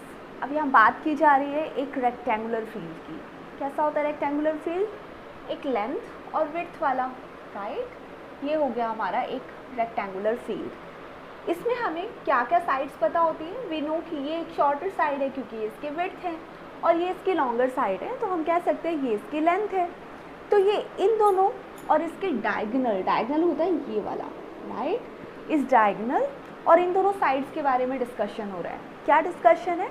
The diagonal of a rectangular field, यानी कि ये जो डायगोनल है ना इस रेक्टेंगुलर फील्ड का, वो 60 मीटर मोर है, 60 मीटर ज़्यादा है। किससे 60 मीटर ज़्यादा है? देन इट्स शॉर्टर साइड, इसकी छोटी साइड से। कौन सी है शॉर्टर साइड? लेट्स से ये हमने शॉर्टर साइड ली, ऐसा करते हैं हम इसे मान लेते हैं कि शॉर्टर साइड है x, तो डायगोनल कितना हो गया? 60 मीटर्स मोर, यानी x प्लस 60, यही होता है ना 60 मीटर्स मोर का मतलब, राइट। अब क्या कहते हैं? If the longer side is 30 metre more than the shorter side. अब लॉन्गर साइड कौन सी है? ये वाली होगी, ये शॉर्टर साइड हो गई, ये लॉन्गर साइड हो गई और ये हो गया इसका डायगोनल। ये कहता है if the longer side is 30 metre more than the shorter side, यानी अब यहाँ इस लॉन्गर साइड को कहा जा रहा है ये 30 मीटर्स मोर है, किसका? शॉर्टर साइड्स की। तो इसका मतलब शॉर्टर साइड अगर x है तो हमारी जो लॉन्गर साइड है वो हो जाएगी x plus 30, right. Find its sides, और हमें इसकी साइड्स फाइंड आउट करनी है। ये मेजरमेंट हमने कैसे लिखी? Clear I? क्लियर है? समझ आया? हमने ली सबसे पहले शॉर्टर साइड। डायगोनल के बारे में क्या बताया गया है? ये शॉर्टर साइड से 60 मीटर्स मोर है। और हमें लेंथ के बारे में क्या बताया गया है कि लेंथ जो है वो शॉर्टर साइड से 30 मीटर ज़्यादा है। बस इसी कंपैरिजन को देखते हुए हमने अपनी जो इक्वेशंस हैं यहाँ यूज़ कर ली। लेकिन अब एक बात सोचिए, हमें साइड्स निकालनी है, हम क्या कर सकते हैं? और तो कुछ गिवन नहीं है। ओके, रेक्टेंगल के बारे में सोचिए। रेक्टेंगल का ये एंगल कितने डिग्री का होता है? रेक्टेंगल के सारे जो एंगल्स बनते हैं ये 90 डिग्री के बनते हैं। तो 90 डिग्री का एंगल देखिए, कुछ याद आ रहा है?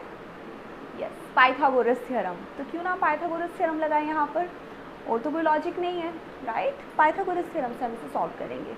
अब हम लगाने वाले हैं इस ट्राइंगल पर, इसका नाम रख देते हैं ABCD। तो रेक्टेंगल हो गई ABCD, यहाँ पर आपको पूरा मेंशन करना होगा।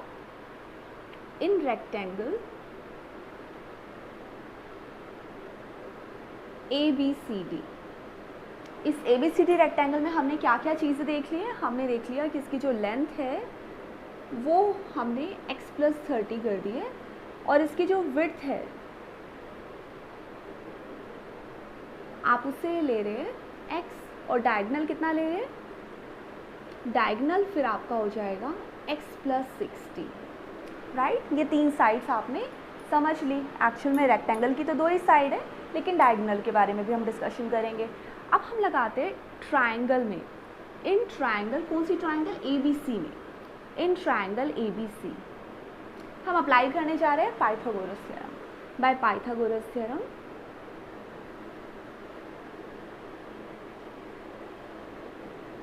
हम लगाते हैं पाइथागोरस थ्योरम। क्या कहती है पाइथागोरस थ्योरम?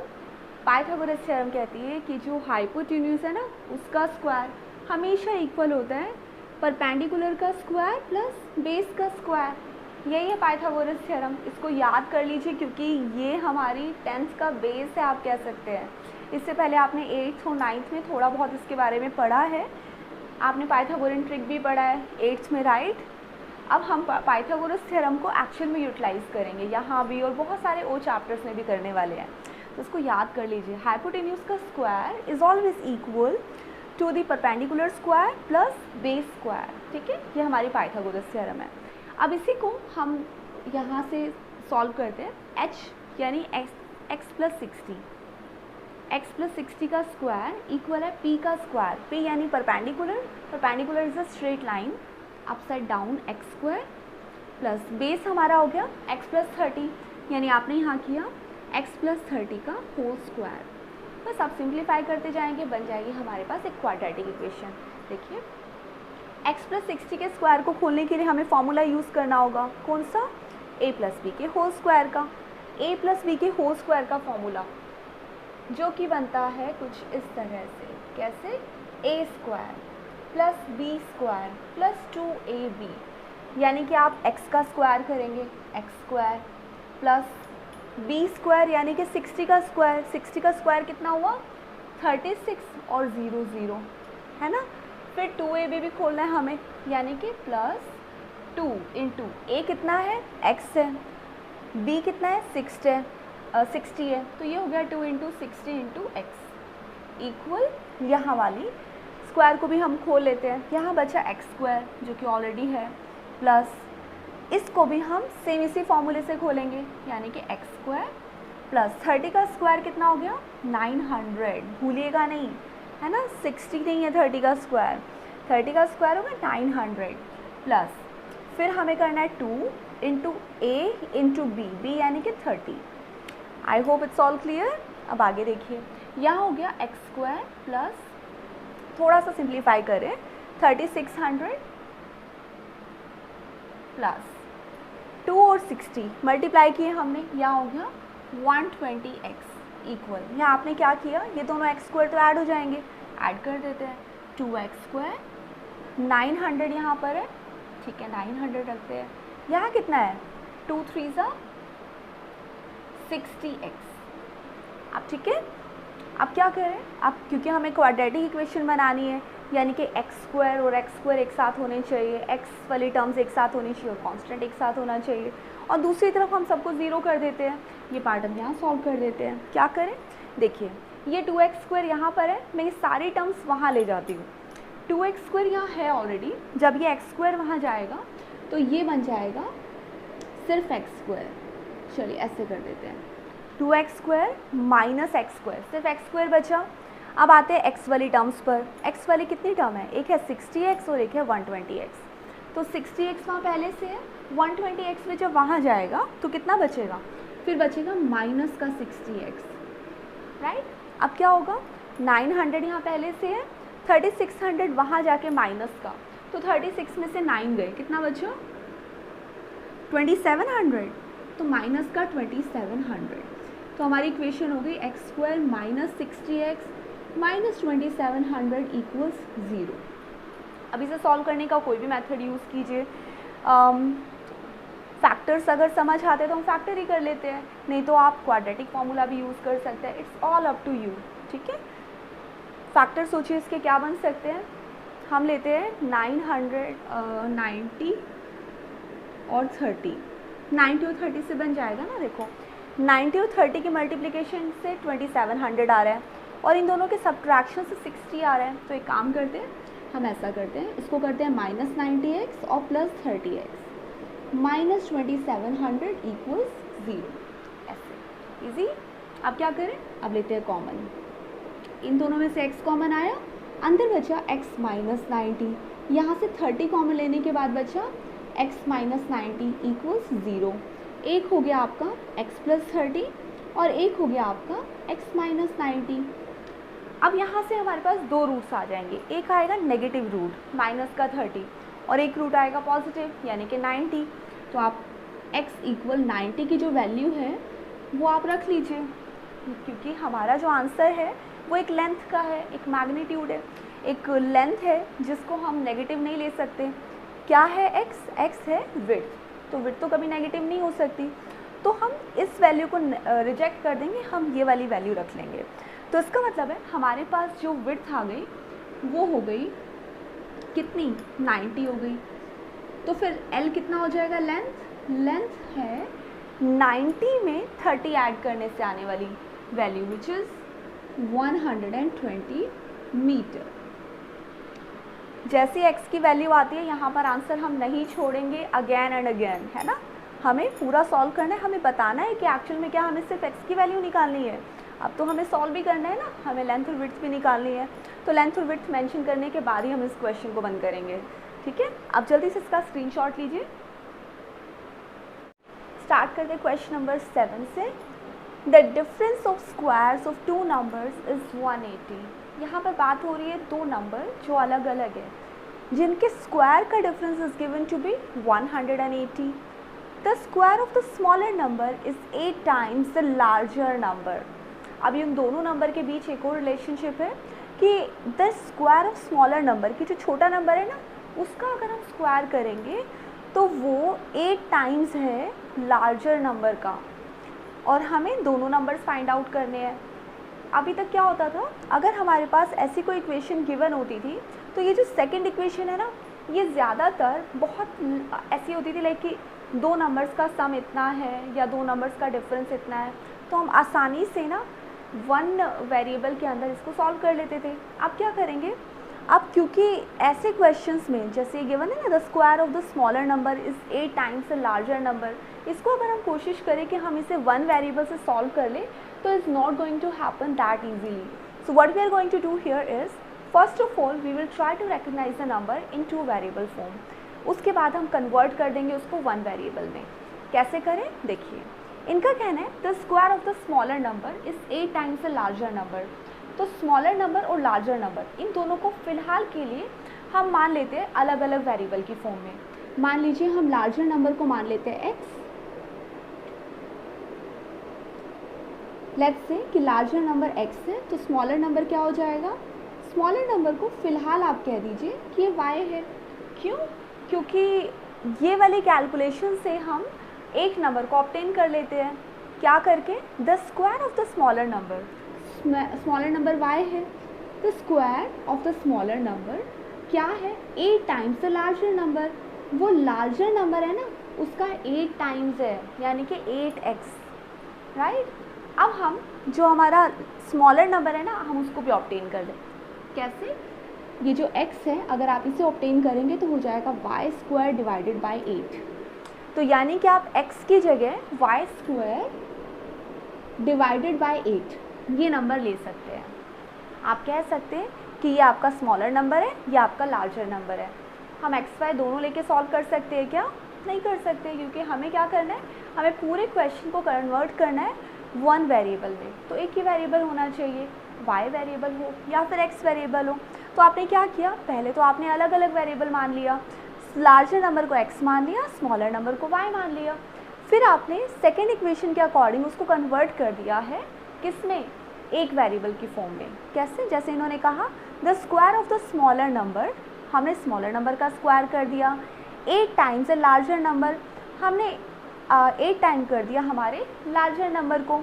तो हमारे पास जो लार्जर नंबर है ना वो आ गया x, 8 को हमने यहाँ शिफ्ट कर दिया तो x की वैल्यू आ गई y स्क्वायर बाई 8। तो ये हो गया हमारा larger number y square by 8, ये हो गया हमारा smaller number only y।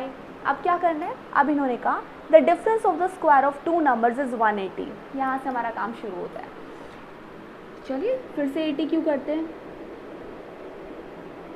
Second 80 क्यों, इनका कहना है difference of the squares of two numbers, यानी कि ये जो दो नंबर आए ना y स्क्वायर बाई 8, ये लार्जर नंबर है, स्मॉलर नंबर है y, उनका कहना है इन दोनों के स्क्वायर का डिफरेंस, दोनों का स्क्वायर कर दो, कर दिया, दोनों का डिफरेंस कर दो इक्वल्स 180।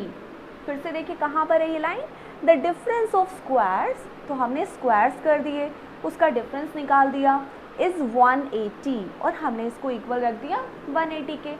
अब हम इसे सॉल्व कर लेते हैं।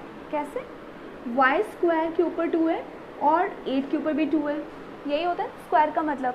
तो हम इसको अगर सॉल्व करते हैं ये बनेगा y raise to the power 4 divided by 8 का भी स्क्वायर, यानी कि आप सीधा लिख दीजिए 64, राइट। नेक्स्ट इसका क्या करें, माइनस वाई स्क्वायर इक्वल्स 180। अब थोड़ा सा और सिंप्लीफाई करते हैं, यहाँ हो गया y raise to the power 4 minus 64 Y square, 64 और 180 का मल्टीप्लाई यहाँ आ जाएगा। ठीक है, एक बार फिर से देखिए क्या किया, इसको सिंप्लीफाई करने का मतलब अब हमें बहुत अच्छे से पता है, हमने बहुत सारे क्वेश्चन किए। क्या करना होता है, 64 को यहाँ भी मल्टीप्लाई करेंगे, 64 यहाँ भी मल्टीप्लाई करेंगे, जिन जिन के डेनोमिनेटर में 64 नहीं है वहाँ मल्टीप्लाई हो जाएगा, जिससे कि हमारी जो इक्वेशन है वो सिंप्लीफाई हो जाएगी, राइट। आप प्रीवियस क्वेश्चंस करते आ रहे हैं, बहुत सारे एक्सरसाइजेज आपने मेरे साथ किए, तो हमें पता है कि हम इन इक्वेशंस को ऐसे ही सॉल्व करते हैं। अब आगे करते हैं, ये वाला पार्ट हम सॉल्व करते जाएंगे, हमें y मिल जाएगा। अब यहाँ पे तो देखिए क्वाड्रेटिक इक्वेशन ही नहीं बन रही, अब क्या करें, अगर क्वाड्रेटिक इक्वेशन नहीं बन रही है तो बनाएंगे, कोशिश करेंगे कि किसी तरह से क्वाड्रेटिक इक्वेशन बने। पहले थोड़ा सा इसको मल्टीप्लाई करके हम इस तरफ शिफ्ट करते हैं ताकि कुछ हद तक ये क्वाड्रेटिक इक्वेशन दिखने लगे। जैसे कि मैं यहाँ करती हूँ आगे, y raise to the power 4 minus 64 Y square, इन दोनों को मल्टीप्लाई कर लेते हैं। मल्टीप्लाई करने पर we will get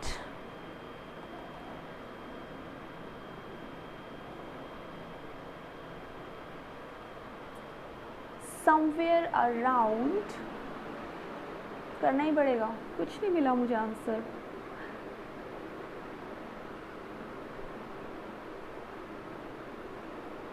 sixty four 2 1152 और एक 0, कुछ ऐसा आ रहा है।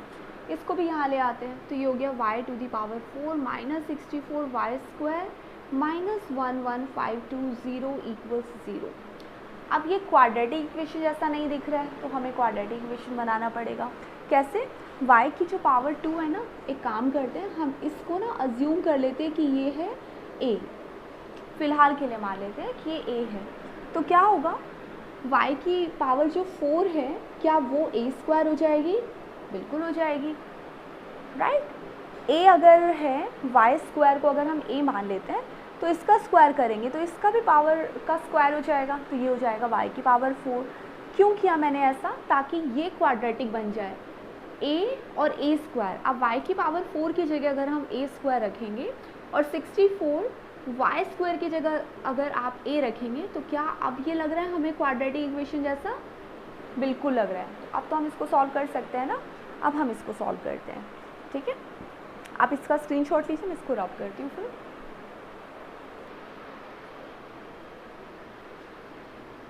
तो यहाँ एक काम करते हैं, हम लगाते हैं d वाला formula, which is b square minus 4ac, b square यानी कि minus 64 whole square minus 4, a यानी कि 1, c यानी कि माइनस का 11520, 64 का स्क्वायर 4096 होता है, I guess so.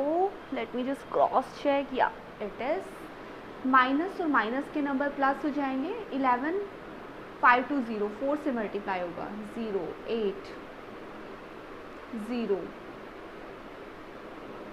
46080। Let me just cross check. Yes. So the sum of these numbers will be actually 50176. ठीक है, तो ये हो जाएगा हमारे पास d की वैल्यू। कैलकुलेशन से आप चेक कर सकते हैं। अब d हमारे पास आ चुका है। अल्फ़ा क्या होगा? अल्फ़ा होगा minus b plus under root d divided by 2a। Minus b का मतलब हुआ माइनस का ये वाला ना, माइनस और minus 64 plus under root d में आ गया 50176 डिवाइडेड बाय 2 इंटू a यानी कि 1। सो अल्फ़ा हेयर कम्स 64 प्लस 50176, इसका अंडर रूट होता है हमारे पास आई थिंक 224, या it is 224 divided by 2। Add कर लेते हैं 8 and 288 divided by 2 which is 144। तो अल्फ़ा तो आ गया। अगर बीटा निकालेंगे तो क्या होगा? बीटा निकालने के लिए सिंपल यहाँ माइनस हो जाएगा, तो यहाँ बीटा भी कैलकुलेट करके देख लेते हैं। सो बीटा विल बी, सब कुछ सेम यही कैलकुलेशन होगी। 64 सिर्फ ये वाला साइन माइनस का हो जाता है, 224 डिवाइडेड बाय 2। 64, अच्छा सॉरी, ये माइनस होने के बाद कितना बचेगा? अगर आप 64 इसमें से माइनस करते हैं तो ये बचेगा माइनस का कुछ आंसर ना, माइनस का तो ये हो गया माइनस का 80, राइट। तो नेगेटिव नंबर तो हमें रिजेक्ट करना होगा। क्यों? क्योंकि हमें लेना है स्क्वायर ऑफ 2 नंबर्स। तो नेगेटिव नंबर हम यहाँ पर रिजेक्ट करके अपना अल्फ़ा विच इज़ 144 है, ये अल्फ़ा की जो वैल्यू आई ना 144, ये वैल्यू एक्चुअल में है क्या? ये वैल्यू है हमारा a स्क्वायर। तो a स्क्वायर की वैल्यू है 144, राइट। हमें किसकी वैल्यू चाहिए? हमें तो चाहिए y की वैल्यू, यानी कि हमें ये भी कैलकुलेट करना है। तो एक काम करते हैं, पहले a निकाल लेते हैं। तो प्लस माइनस हमारे पास आ गया 144। तो a की वैल्यू हमारे पास सॉरी ये y स्क्वायर की वैल्यू है ना, y स्क्वायर।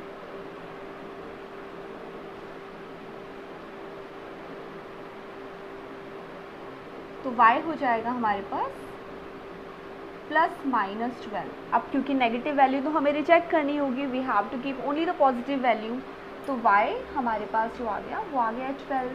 तो ये मेरे पास आ चुका है एक नंबर जो कि लार्जर नंबर है, स्मॉलर नंबर है, और हमें निकालना है एक दूसरा नंबर। y क्या था? y था हमारा स्मॉलर नंबर, तो स्मॉलर नंबर है 12। अब लार्जर नंबर निकालने के लिए क्या करना होगा? कुछ ऐसा, यानी कि 12 के स्क्वायर का 1/8। 12 का स्क्वायर इज़ 144/8, तो ये आ गया 18। तो हमारे पास दोनों नंबर्स आ चुके हैं, एक नंबर 12 और दूसरा नंबर 18। क्या किया हमने यहाँ पर, एक बार फिर से चेक कर लेते हैं। सबसे पहले जो इक्वेशन हमारे पास यहाँ पर आई, हमने उस इक्वेशन को देखा कि वो तो क्वाड्रेटिक बन नहीं रही थी। क्वाड्रेटिक बनाने के लिए हमें कोई ट्रिक लगानी पड़ेगी, तो हमने क्या किया, वाई स्क्वायर को हमने a मान लिया। वाई स्क्वायर को a मानने से होगा ये कि वाई स्क्वायर की जगह तो a आ जाएगा, लेकिन जो y की पावर 4 है ना, वहाँ पर हमारे पास a स्क्वायर आ जाएगा। इससे ये बन जाएगी हमारी क्वाड्रेटिक इक्वेशन। आप सिंपल क्वाड्रेटिक फार्मूला लगाइए, कैलकुलेट कीजिए a की वैल्यू क्या आती है। जब हमने सारा फार्मूला लगाया, कैलकुलेट किया, एक पॉजिटिव वैल्यू आई और एक नेगेटिव वैल्यू आई। हमने नेगेटिव वैल्यू को रिजेक्ट किया क्योंकि ये नंबर तो नेगेटिव नहीं हो सकते। हमने रखा पॉजिटिव वाली वैल्यू को, यानी 144 को, लेकिन 144 तो a था, हमारे पास तो a की वैल्यू आई। अभी तो हमें वाई स्क्वायर निकालना है ना, y निकालना है, तो वाई स्क्वायर की वैल्यू तो 144 आ गई। y निकालने का मतलब है हमें इसके ऊपर अंडर रूट भी करना पड़ेगा। अंडर रूट किया तो हमारे पास y आ गया प्लस माइनस 12। अब जो y की वैल्यू आई वो क्या थी? वो था स्मॉलर नंबर। लार्जर नंबर के लिए हमें ये भी करना पड़ेगा, तो फिर से हमने लार्जर नंबर निकालने के लिए ये वाला काम भी किया। क्या? y का स्क्वायर किया, डिवाइड किया 8 से, तो हमारे पास आ गया लार्जर नंबर। तो ये हमारा मेथड यूज़ होगा, जो काफ़ी लेंथी लग रहा है हमें यहाँ पर, लेकिन आप इसे थोड़ा भी एक बार प्रैक्टिस करके देखेंगे तो आसानी से आप अपने आप कर पाएंगे। आई होप आपको ये क्वेश्चन क्लियर हुआ। जब भी आप ऐसा कोई क्वेश्चन देखते हैं जो थोड़ा सा अलग है, उसे वीडियो में देखने के बाद लिटरली आप अपनी नोटबुक निकालिए, उस पर सॉल्व करके देखिए। इससे बेस्ट कोई तरीका नहीं है इस क्वेश्चन की प्रैक्टिस करने का। जब आप अपने आप ही क्वेश्चन करेंगे, आपका ये क्वेश्चन हमेशा के लिए रेडी हो जाएगा, और नेक्स्ट टाइम कभी भी करना होगा ना, you will never make a single mistake, I can bet you with this. ठीक है, चलिए नेक्स्ट स्टार्ट करते हैं क्वेश्चन। क्वेश्चन नंबर 8, ट्रेन वाला। ट्रेन वाले बहुत सारे क्वेश्चन हम करते आ रहे हैं, स्पीड वाले बहुत सारे क्वेश्चन करते आ रहे हैं, तो ये भी एक क्वेश्चन है। जल्दी से आप इसका स्क्रीनशॉट ले लीजिए, फिर स्टार्ट करते हैं। क्वेश्चन नंबर 8 देखिए, a train travels 360 kilometre at a uniform speed. तो एक ट्रेन ट्रैवल कर रही है, उसकी स्पीड यूनिफॉर्म है, राइट, और डिस्टेंस कितना गिवन है? 360 किलोमीटर का। If the speed had been 5 kilometre per hour more. अब सेकेंड केस क्या कहा? अगर हमने स्पीड बढ़ा दी, कितनी बढ़ा दी? 5 किलोमीटर पर आवर ज़्यादा कर दी है। It would have taken 1 hour less. अब हमने क्या किया है? स्पीड बढ़ा दी है। स्पीड बढ़ा दी है तो ऑब्वियस सी बात है, क्या होगा फिर? हमें जो टाइम है ट्रैवल करने का, वो टाइम कम लगेगा। कितना कम लगा है? 1 आवर कम लगा है, right, 1 hour less. The same journey, find the speed of the train. और हमें ट्रेन की स्पीड फाइंड आउट करनी है। आपको इतने सारे क्वेश्चंस करते करते अब तक ये याद हो गया होगा, इन सारे क्वेश्चंस में जो हमें फाइंड आउट करना होता है ना, उसी को हम अज्यूम करते हैं, राइट। क्या फाइंड आउट करना है? स्पीड, ट्रेन की स्पीड फाइंड आउट करनी है, तो हम इसी को अज्यूम कर लेते हैं। तो एक काम करते हैं, हम मान लेते हैं कि जो स्पीड है ना ट्रेन की, वो कितनी है? स्पीड ऑफ द ट्रेन कितनी मान लें? x kilometre per our. तो हम मान लेते हैं कि जो स्पीड है वो है x kilometre per our, right. और डिस्टेंस कितना गिवन है? डिस्टेंस गिवन है 360 किलोमीटर। ये हो गया डिस्टेंस। हमें स्पीड पता है x किलोमीटर पर आवर है, 360 किलोमीटर है। यहाँ पर कंपैरिजन गिवन है सिर्फ टाइम का। इनका कहना है स्पीड बढ़ती है तो एक पर्टिकुलर टाइम लगता है, ठीक है, और स्पीड, अगर स्पीड यूनिफॉर्म थी तो पर्टिकुलर टाइम लगता था, लेकिन स्पीड अगर हमने बढ़ा दी तो अब 1 घंटे का फ़र्क आया, 1 घंटे का डिफरेंस आया ना, 1 घंटा अब हमें कम लगने लगा है। तो अब एक काम करते हैं, अपने इक्वेशन से हम टाइम समझ लेते हैं कि कितना कितना टाइम लगेगा दोनों केसेस में। पहला केस क्या है? पहला केस है जब उसकी यूनिफॉर्म स्पीड है, यूनिफॉर्म स्पीड।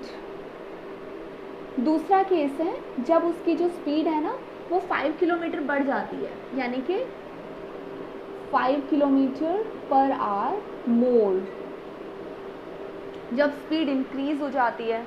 इस केस में क्या हो रहा है, इस केस में उसको टाइम लगेगा डिस्टेंस अपॉन स्पीड। डिस्टेंस कितना है 360 और स्पीड कितनी है x है। अब दूसरा केस क्या है, जब उसका टाइम जो है ना वो स्पीड बढ़ने की वजह से कम लगता है। स्पीड कितनी बढ़ी, स्पीड बढ़ी 5 किलोमीटर, तो हमने क्या किया, स्पीड हमारी x थी, हमने इसको बढ़ा दिया, x + 5 कर दिया। डिस्टेंस कितना है 360 है। ये समझा हमने क्या किया, फिर से देखिए, ये था हमारा नॉर्मल केस में टाइम। ये कौन सा टाइम है, जब वो यूनिफॉर्म स्पीड से ट्रैवल कर रही थी ट्रेन, राइट। टाइम तो हमें पता नहीं कितना टाइम लेती थी, तो हमें ये पता चल गया कि अगर वो यूनिफॉर्म स्पीड से ट्रैवल कर रही है तो टाइम तो वही लगेगा, डिस्टेंस अपॉन स्पीड। ये हो गया डिस्टेंस, ये हो गई स्पीड। टाइम 1 हमें समझ आया। सेकेंड केस में टाइम कितना लगा, सेकेंड केस में जो टाइम लगा वो लगा 5 किलोमीटर स्पीड बढ़ाकर, यानी कि ऊपर डिस्टेंस नीचे बढ़ी हुई स्पीड। कितनी बढ़ी हुई स्पीड, 5 किलोमीटर पर आवर बढ़ी हुई स्पीड। अब हमें ये भी समझ आ गया कि ये जो टाइम था ये ज़्यादा था, ये टाइम कम था। इन दोनों टाइम में कितना डिफरेंस है, 1 घंटे का, और यही हमारी इक्वेशन बनाने में हमारी हेल्प करेगा। कैसे, अब हम करते हैं ATQ 360/x। ये हमारा ओरिजिनल टाइम है ना, ये ज़्यादा टाइम लगता था। ओरिजिनल टाइम में से ये जो कम वाला टाइम है 360/x + 5 अगर हम माइनस कर देंगे तो कितना डिफरेंस आता है, 1 घंटे का डिफरेंस आता है। क्लियर है, हमने क्या किया, फिर से समझे। हमने सबसे पहले स्पीड को अज्यूम कर लिया, क्यों, क्योंकि जो क्वेश्चन का एंड होता है ना, जहाँ पे हमसे जो चीज़ पूछी जाती है हम उसी को अज्यूम कर लेते हैं। इन्होंने पूछा कि आप बताइए स्पीड कितनी है ट्रेन की, तो हमने कहा स्पीड ही मान लेते हैं, x मान ली। फिर क्या किया, डिस्टेंस गिवन था और हमने उस डिस्टेंस और स्पीड से 2 टाइम कैलकुलेट किए। कौन कौन से टाइम, फर्स्ट टाइम हमने वो कैलकुलेट किया जो उसकी नॉर्मल है, यानी कि जो उसका रेगुलर वाला टाइम है यूनिफॉर्म स्पीड पर। क्या होता है वो, डिस्टेंस अपॉन स्पीड। तो ये डिस्टेंस था 360, स्पीड है उसकी x, राइट। नेक्स्ट इज जब हमारी स्पीड बढ़ गई यानी x + 5 हो गई, यानी कि स्पीड थी, डिस्टेंस था 360 और स्पीड बढ़ाकर हो गई x + 5। ये हमारा ओरिजिनल टाइम आ गया। ये हमारा स्पीड बढ़ाने से जो समय कम हो गया ना, ये वो वाला टाइम है। ये दोनों ही टाइम है ना। इन दोनों टाइम का जो डिफरेंस है वो 1 आवर का है। ये भी टाइम, ये भी टाइम, दोनों टाइम को माइनस किया तो हमें 1 आवर का टाइम मिला, राइट। दोनों का डिफरेंस हमें समझ आ गया कि 1 आवर है। अब बस इसी को कैलकुलेट करना और हमारी इक्वेशन रेडी हो जाएगी। कैसे करें, ये सॉल्व करना आता है, देखिए कैसे सॉल्व करते हैं, भूल गए। हमें इसे सॉल्व करने का मतलब है हम इन दोनों को मल्टीप्लाई करते हैं, x और x + 5।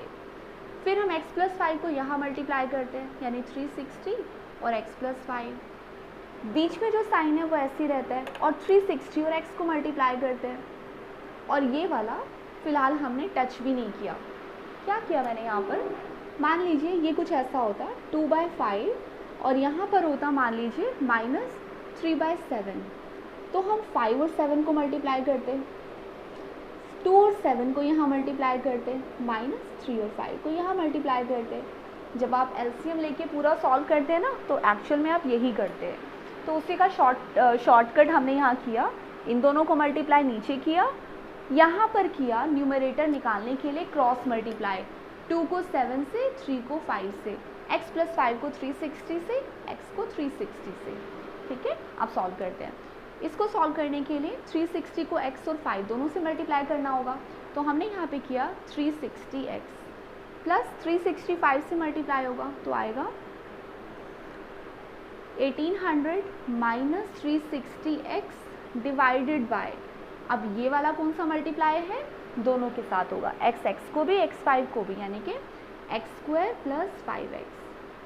यहाँ क्या होगा, इक्वल के बाद सिर्फ 1 बचेगा। ठीक है, अब ये वाला पूरा हम 1 के पास मल्टीप्लाई कर देते हैं। यहाँ क्या क्या बचा, देखिए यहाँ पर सिंप्लीफाई करने पर आपको दिख रहा है कि 360x और 360x दोनों माइनस हो जाएंगे, यानी कि ये तो 0 हो गए, यही हटा देती हूँ मैं, राइट। यहाँ बचा सिर्फ 1800, यहाँ बचा x² + 5x और यहाँ बचा 1। आप क्या करें, अब क्रॉस मल्टीप्लाई करके हम इसे भी सॉल्व कर देते हैं। एक्स स्क्वायर प्लस 5x 1 को मल्टीप्लाई करेगा और डेनोमिनेटर से ख़त्म, यानी कि 1800 हो जाएगा equal x square plus 5x के। अब 1800 भी हम यहाँ शिफ्ट कर देते हैं, यहाँ हो गया 0 equals x square plus 5x minus 1800। I hope it make sense. आगे करें। नेक्स्ट है हमारा, हमें 1800 को या तो फैक्टर की फॉर्म में सॉल्व करना है या फिर एक काम करते हैं, हम क्वाड्रेटिक फॉर्मूले से सॉल्व कर लेते हैं। सोच के देखते हैं अगर हमें रूट्स मिल जाते हैं तो 1800 यानी कि 900 तो नहीं लेते, 90 और 20 ले लेते हैं तो नहीं बनेगा ना। और क्या सोच सकते हैं, 90 और 20 के अलावा 60 और 30 से भी नहीं बनेगा। और क्या हो सकता है, 45 एंड 40 से बने हुए हैं रूट्स। यस, ये कर सकते हैं।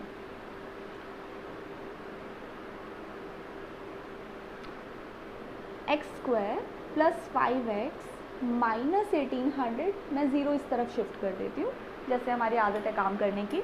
तो ये हो गया हमारा प्लस का 45x माइनस का 40x माइनस 1800 इक्वल्स 0। यहाँ से कॉमन लिया हमें x मिल गया, x प्लस 45, यहाँ से कॉमन लिया माइनस का 40, तो क्या बचेगा, यहाँ बचेगा x प्लस 45, हाँ इक्वल्स 0। तो कौन कौन से रूट्स आए, फैक्टर हो गए x माइनस 40 और x प्लस 45। तो इससे हमारे पास दो वैल्यूज़ आई, एक पॉजिटिव और एक नेगेटिव। हमें क्या करना है, स्पीड लेनी है। स्पीड तो नेगेटिव नहीं लेंगे, तो स्पीड हमारी हो जाएगी 40 किलोमीटर पर आवर। तो ये तो आ गई हमारी स्पीड, और स्पीड हमें फाइंड आउट करनी थी। तो हो गया speed of train is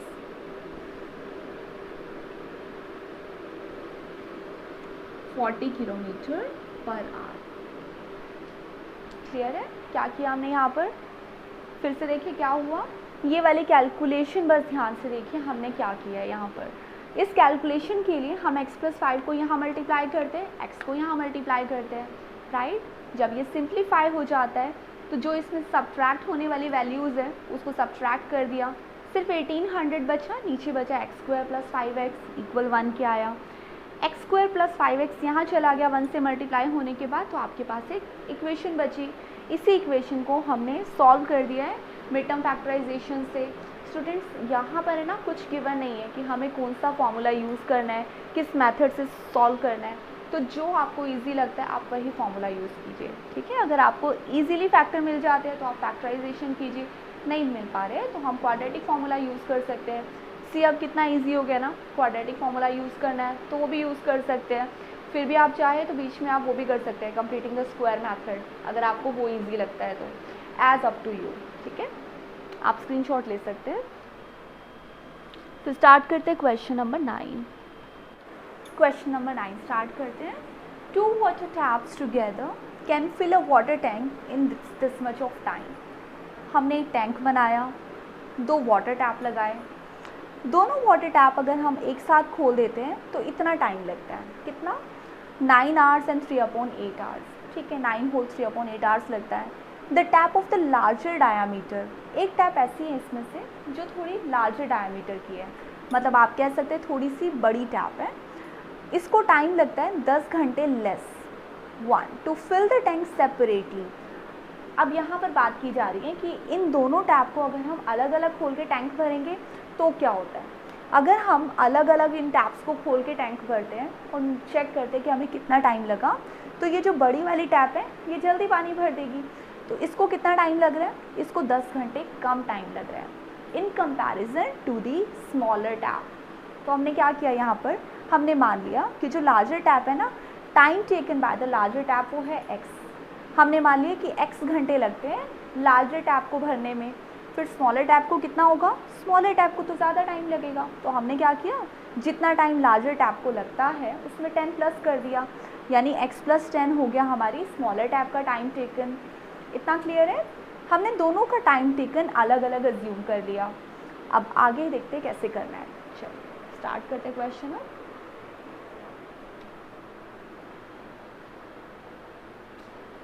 So let's take time taken by the larger tap. पहले देखते हैं लार्जर टैप को कितना टाइम लगा। तो लार्जर टैप को हमने अज्यूम कर लिया है कि x आवर्स लगते हैं, राइट। तो स्मॉलर टैप को कितना टाइम लगेगा, स्मॉलर टैप को ज़्यादा टाइम लग रहा है। कितना ज़्यादा लग रहा है, 10 घंटे ज़्यादा, यानी कि x + 10 आवर्स हो गया। क्लियर है। अब यहाँ पर कहता है अगर हम दोनों टैंक्स को एक साथ खोल देते थे तो फिर कितना टाइम लगता था, ये पूरा टैंक भर जाता था 9 and 3/8 आवर्स में। अब इस इक्वेशन को ना हम थोड़ा अलग तरीके से सॉल्व करते हैं। इसे सॉल्व करने के लिए हम करते हैं एक काम, वो काम ये है कि ये जो x आवर्स है ना, हम ऐसा मान लेते हैं कि अगर ये टैंक, ये वाटर टैप हम खोलेंगे तो 1 घंटे में कितनी जगह भर देगी, कितना टैंक भर देगी। ऑब्वियसली बात है, अगर हमें ये पता करना है कि 1 घंटे में टैप कितना भरेगी, वो इसका रेसिप्रोकल होगा। रेसिप्रोकल मतलब देखिए, अगर ये टैंक भरता है टोटल, हमें नहीं पता कितने आवर्स में, हमने उसको x मान लिया। ये पूरा टैंक जो है वो भरने में टाइम लगता है x आवर्स का टाइम लगता है, राइट। इस टैंक को भरने में x आवर्स का टाइम लगता है। तो 1 आवर में कितना टैंक भरा जाएगा, 1 आवर में अगर कैलकुलेट करना है तो हम इसका रेसिप्रोकल करेंगे, x का रेसिप्रोकल यानी कि 1/x हो जाएगा। ऐसे अगर हम स्मॉलर टैप के लिए कैलकुलेशन करेंगे तो वो भी यही होगी, यानी कि अगर हमें ये पता है कि स्मॉलर टैप जो है वो टाइम लेती है इतने घंटे का इस टैंक को भरने में, तो अगर आप बात करें कि 1 घंटे में कितना भरेगी, 1 घंटे में भरेगी इसका रेसिप्रोकल। देखिए कैसे, टाइम टेकन या पोर्शन ले लेते हैं यहाँ पर, है ना।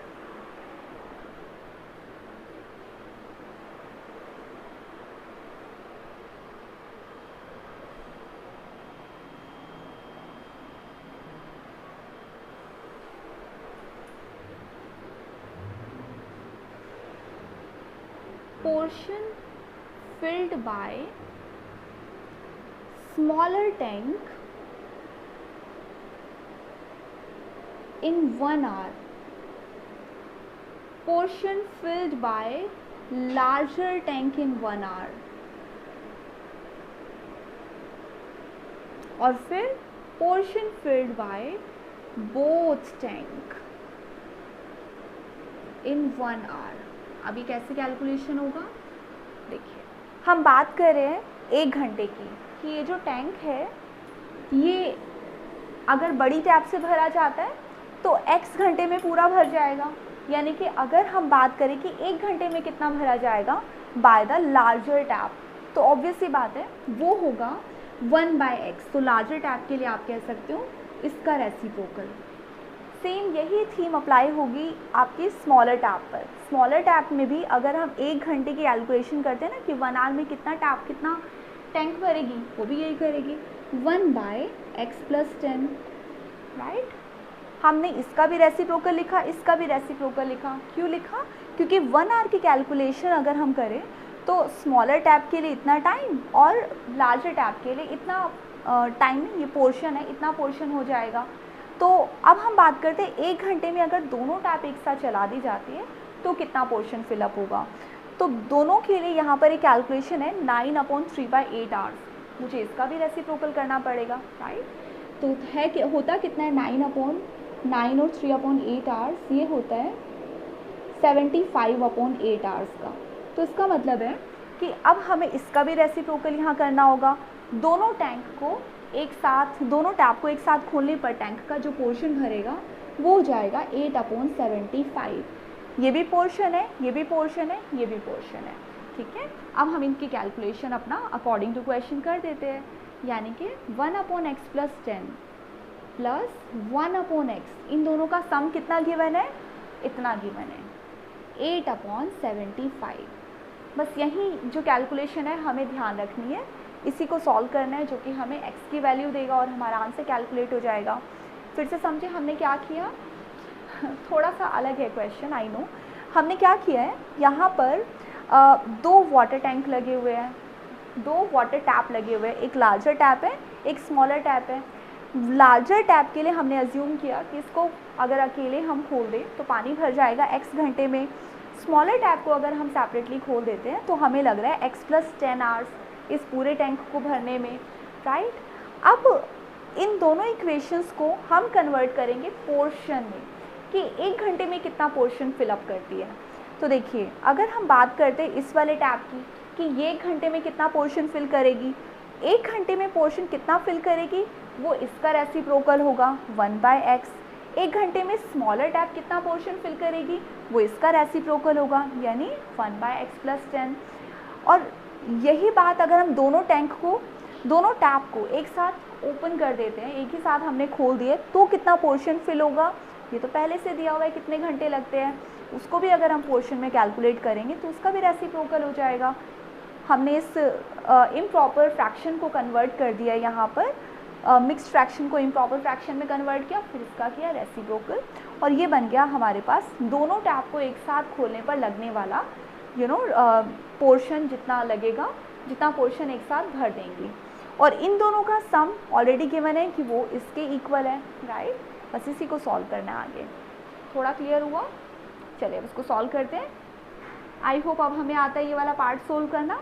x यहाँ आ जाएगा और x+10 यहाँ आ जाएगा, नीचे बचेगा x² + 10x। मैंने थोड़ा शॉर्ट में कर दिया है, 8/75। अब आप कर पाएंगे ना, कैलकुलेशंस आती है ना। अब x और x ऐड हो गए तो यहाँ हो गया 2x + 10, नीचे आपके पास बचा x² + 10x = 8/75। आप स्क्रीनशॉट ले सकते हैं।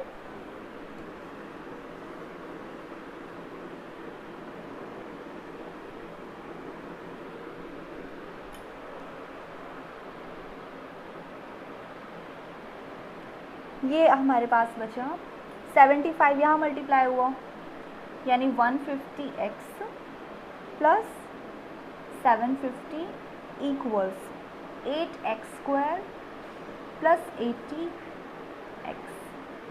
सारी की सारी चीज़ें यहाँ पर भेजते हैं, तो यहाँ 8x² पहले से है, 80x यहाँ पर है, 150x यहाँ पर आके माइनस का हो जाएगा, यानी बचेगा सिर्फ 70x माइनस का, और 750 जो पॉजिटिव है यहाँ पर इस तरफ आके नेगेटिव हो गया, माइनस का 750, राइट।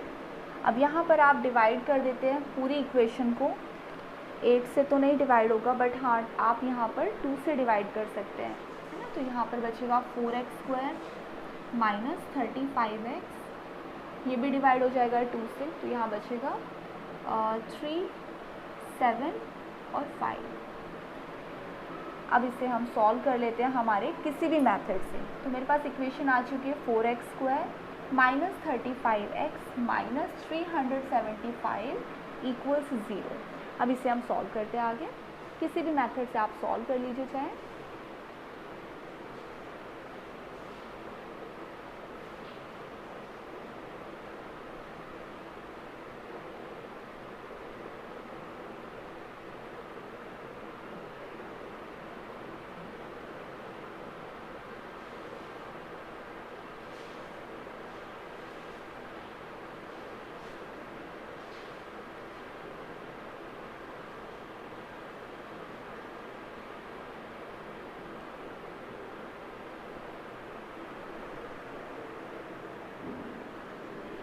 देखिए 4x² - 60x प्लस यहाँ पर आप ले सकते हैं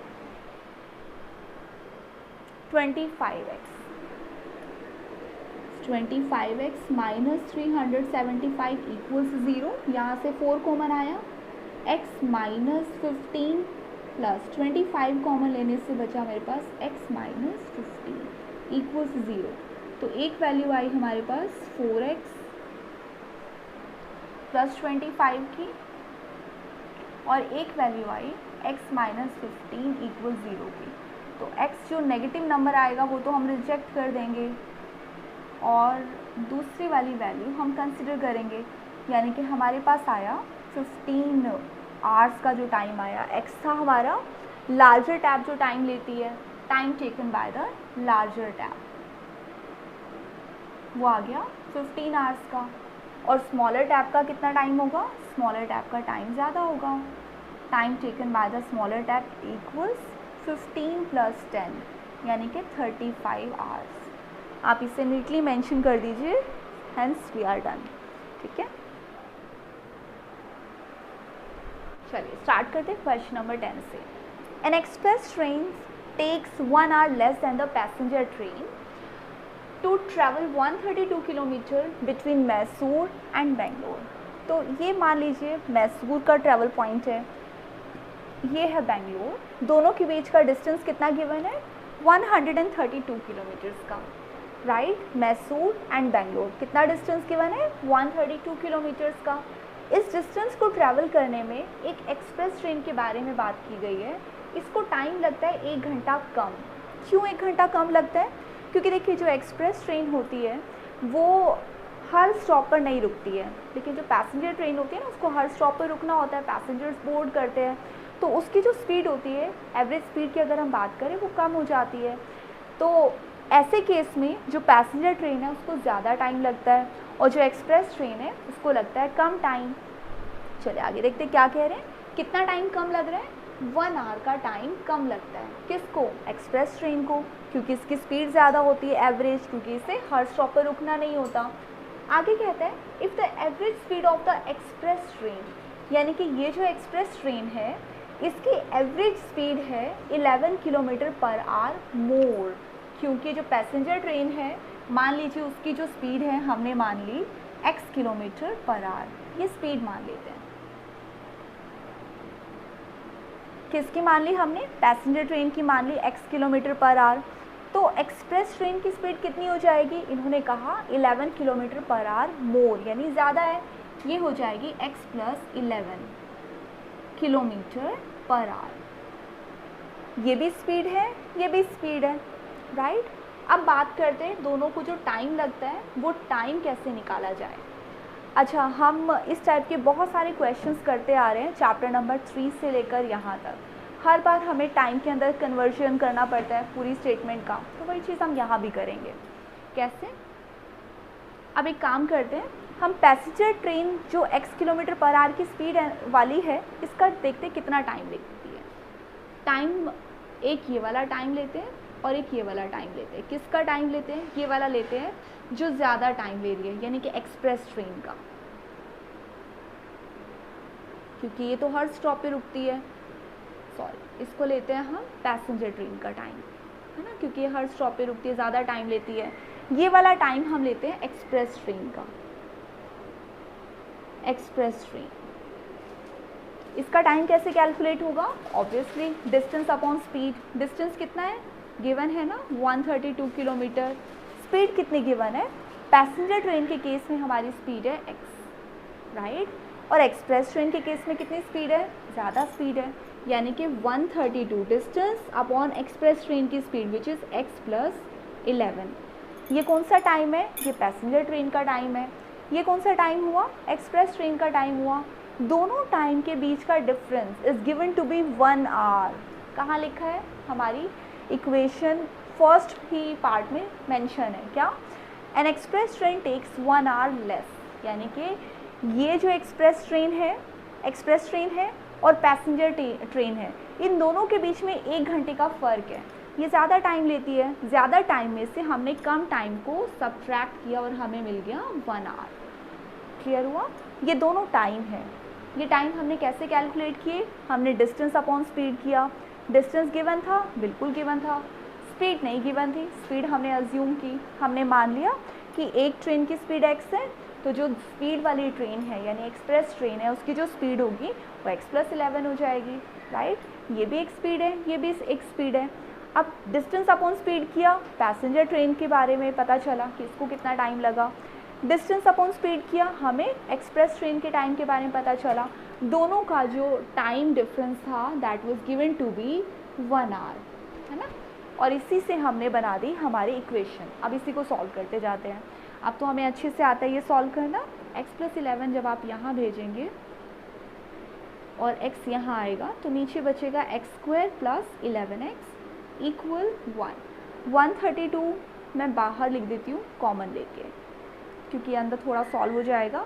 x और x माइनस हो गया तो यहाँ बचा 132, अंदर कितना बचा, सिर्फ 11 बचा, राइट। नीचे हमारे पास है x square plus 11x equals 1।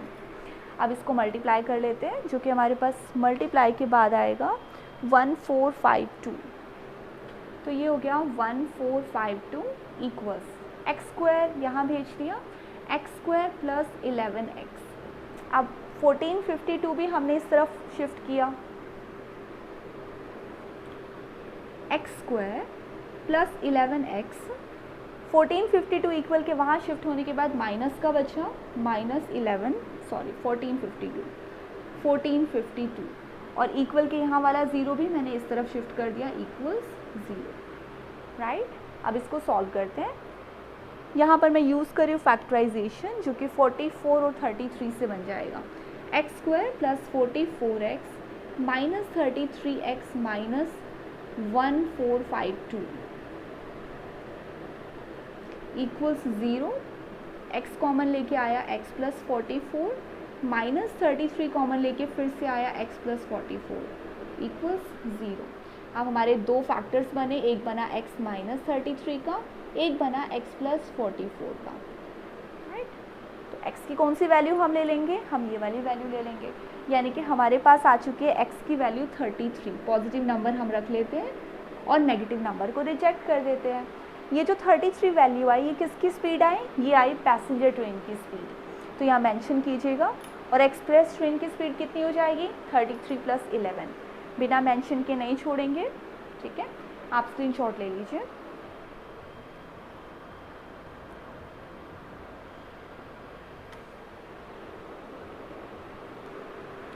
Question number 11 देखिए, sum of the areas of two squares is 468 metre square. If the difference of their perimeters is 24 metre, find the sides of the squares. तो कैसे करेंगे question, यहाँ पर हमें given है कि दो अलग अलग स्क्वायर्स हैं, पता नहीं कौन सी स्क्वायर छोटी है कौन सी बड़ी है, मान लेते हैं ये दो स्क्वायर्स हैं, राइट, ये दो स्क्वायर्स हैं। हमें इनकी साइड्स फाइंड आउट करनी है। एक काम करते हैं, इसके साइड को x मान लेते हैं और इसके साइड को, यहाँ पर डायरेक्ट इक्वेशन नहीं है तो y मान लेते हैं। बाद में हम इसे वन वेरिएबल में कन्वर्ट भी कर देंगे, क्योंकि हमारा मेन मकसद है पूरी इक्वेशन को वन वेरिएबल में ही कन्वर्ट करना है। तो फिलहाल इसको x और y मान के काम करते हैं। इनका कहना है sum of the areas of two squares. अगर हम इनके एरियाज को ऐड कर दें, इसका एरिया क्या होता है वैसे, एक्स स्क्वायर होता है, इसका एरिया क्या होता है, वाई स्क्वायर होता है।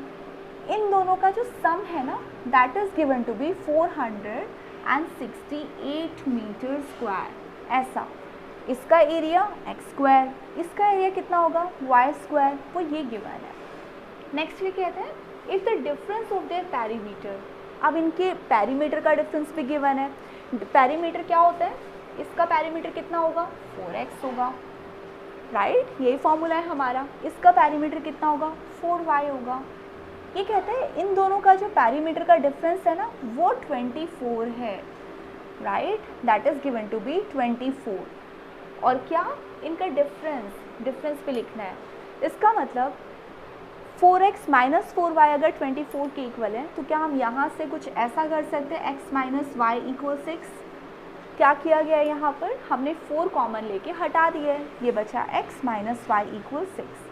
तो अब हम इसे कन्वर्ट कर सकते हैं वन वेरिएबल की फॉर्म में।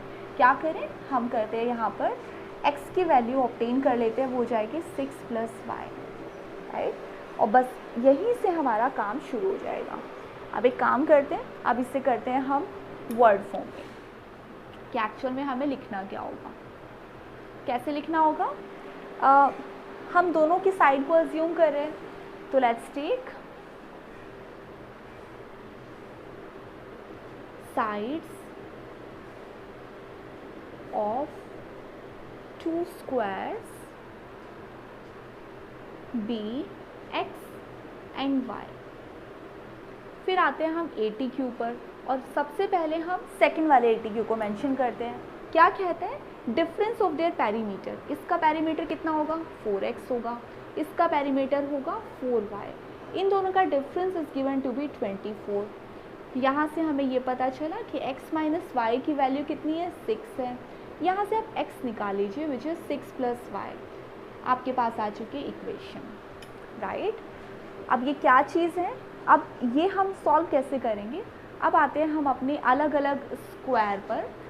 जो स्मॉलर स्क्वायर है इसका अगर हम एरिया कैलकुलेट करें, स्मॉलर स्क्वायर, इसका एरिया कितना होगा, इसका एरिया होगा x का स्क्वायर, राइट। और लार्जर स्क्वायर का एरिया कितना होगा, वो होगा y का स्क्वायर, y स्क्वायर, राइट। और इन्होंने कहा इन दोनों का सम 468 है, जो कि हमारी 2 वेरिएबल है। तो एक को तो हम यही सॉल्व कर लेते हैं। एक्स स्क्वायर की जगह आप रख दीजिए 6 + y का स्क्वायर। अब ये और ये दोनों हमारी सेम इक्वेशन में कन्वर्ट हो गया, बस यहीं से सॉल्व हो जाएगा। अब हम आते हैं फिर से 80 के ऊपर। क्या कह रहे हैं, दोनों जो एरिया है ना, ये वाला एरिया और ये वाला एरिया, इसका सम है कितना, 468। तो ये हो गया हमारा 6 + y का स्क्वायर। ये क्या है, ये स्मॉलर स्क्वायर का एरिया है जिसे हमने y में कन्वर्ट कर दिया, प्लस लार्जर स्क्वायर का भी एरिया, दोनों को ऐड किया विच इज़ 468। अब सॉल्व करते हैं। यहाँ पे होगा 6 + y का स्क्वायर, फॉर्मूला क्या खुलेगा, a + b का होल स्क्वायर, ये मत भूलिएगा, 36 + y स्क्वायर + 12y, राइट। अब इसको खोलते हैं, ये तो ऐसे ही रहेगा 468, y स्क्वायर और y स्क्वायर ऐड हो गए, 36 + 12y + 2y स्क्वायर इक्वल 468। एक काम करते हैं, इसको भी यहाँ ले आते हैं, जो कि माइनस में हो जाएगा, इक्वल्स 0। अब इससे आगे सॉल्व करते हैं। आप स्क्रीनशॉट ले लीजिए जल्दी से।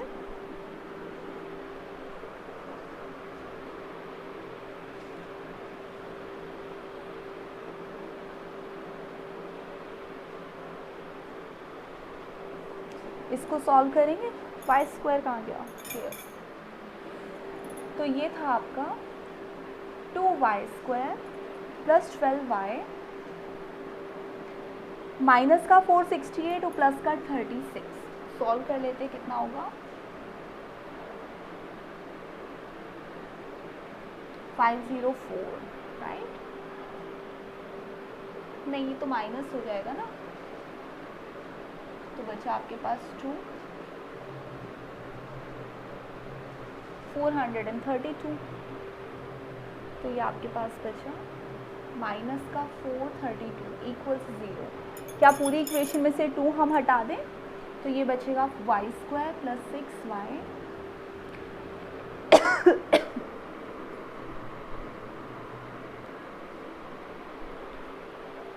216 इक्वल्स 0। यहाँ हो गया प्लस का 18y - 12y। मैंने मिड टर्म फैक्टराइजेशन यहाँ किया है शॉर्टकट में, y कॉमन लिया तो हमारे पास बचा y + 18 माइनस का 12 कॉमन लिया तो आपके पास बचा y + 18 इक्वल्स 0। तो ये हो गया एक फैक्टर y - 12, एक हो गया y + 18 इक्वल्स 0। तो y की एक वैल्यू 12 है और एक वैल्यू -18 है।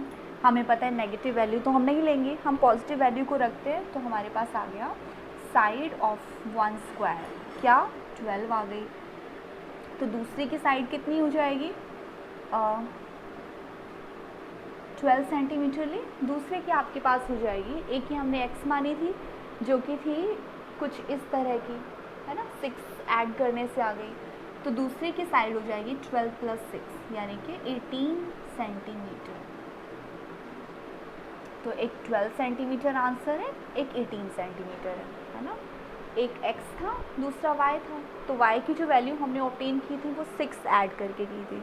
तो एक स्क्वायर का जो साइड हो गई वो 12 सेंटीमीटर, दूसरे के लिए होगी 18 सेंटीमीटर। स्क्रीनशॉट ले सकते हैं।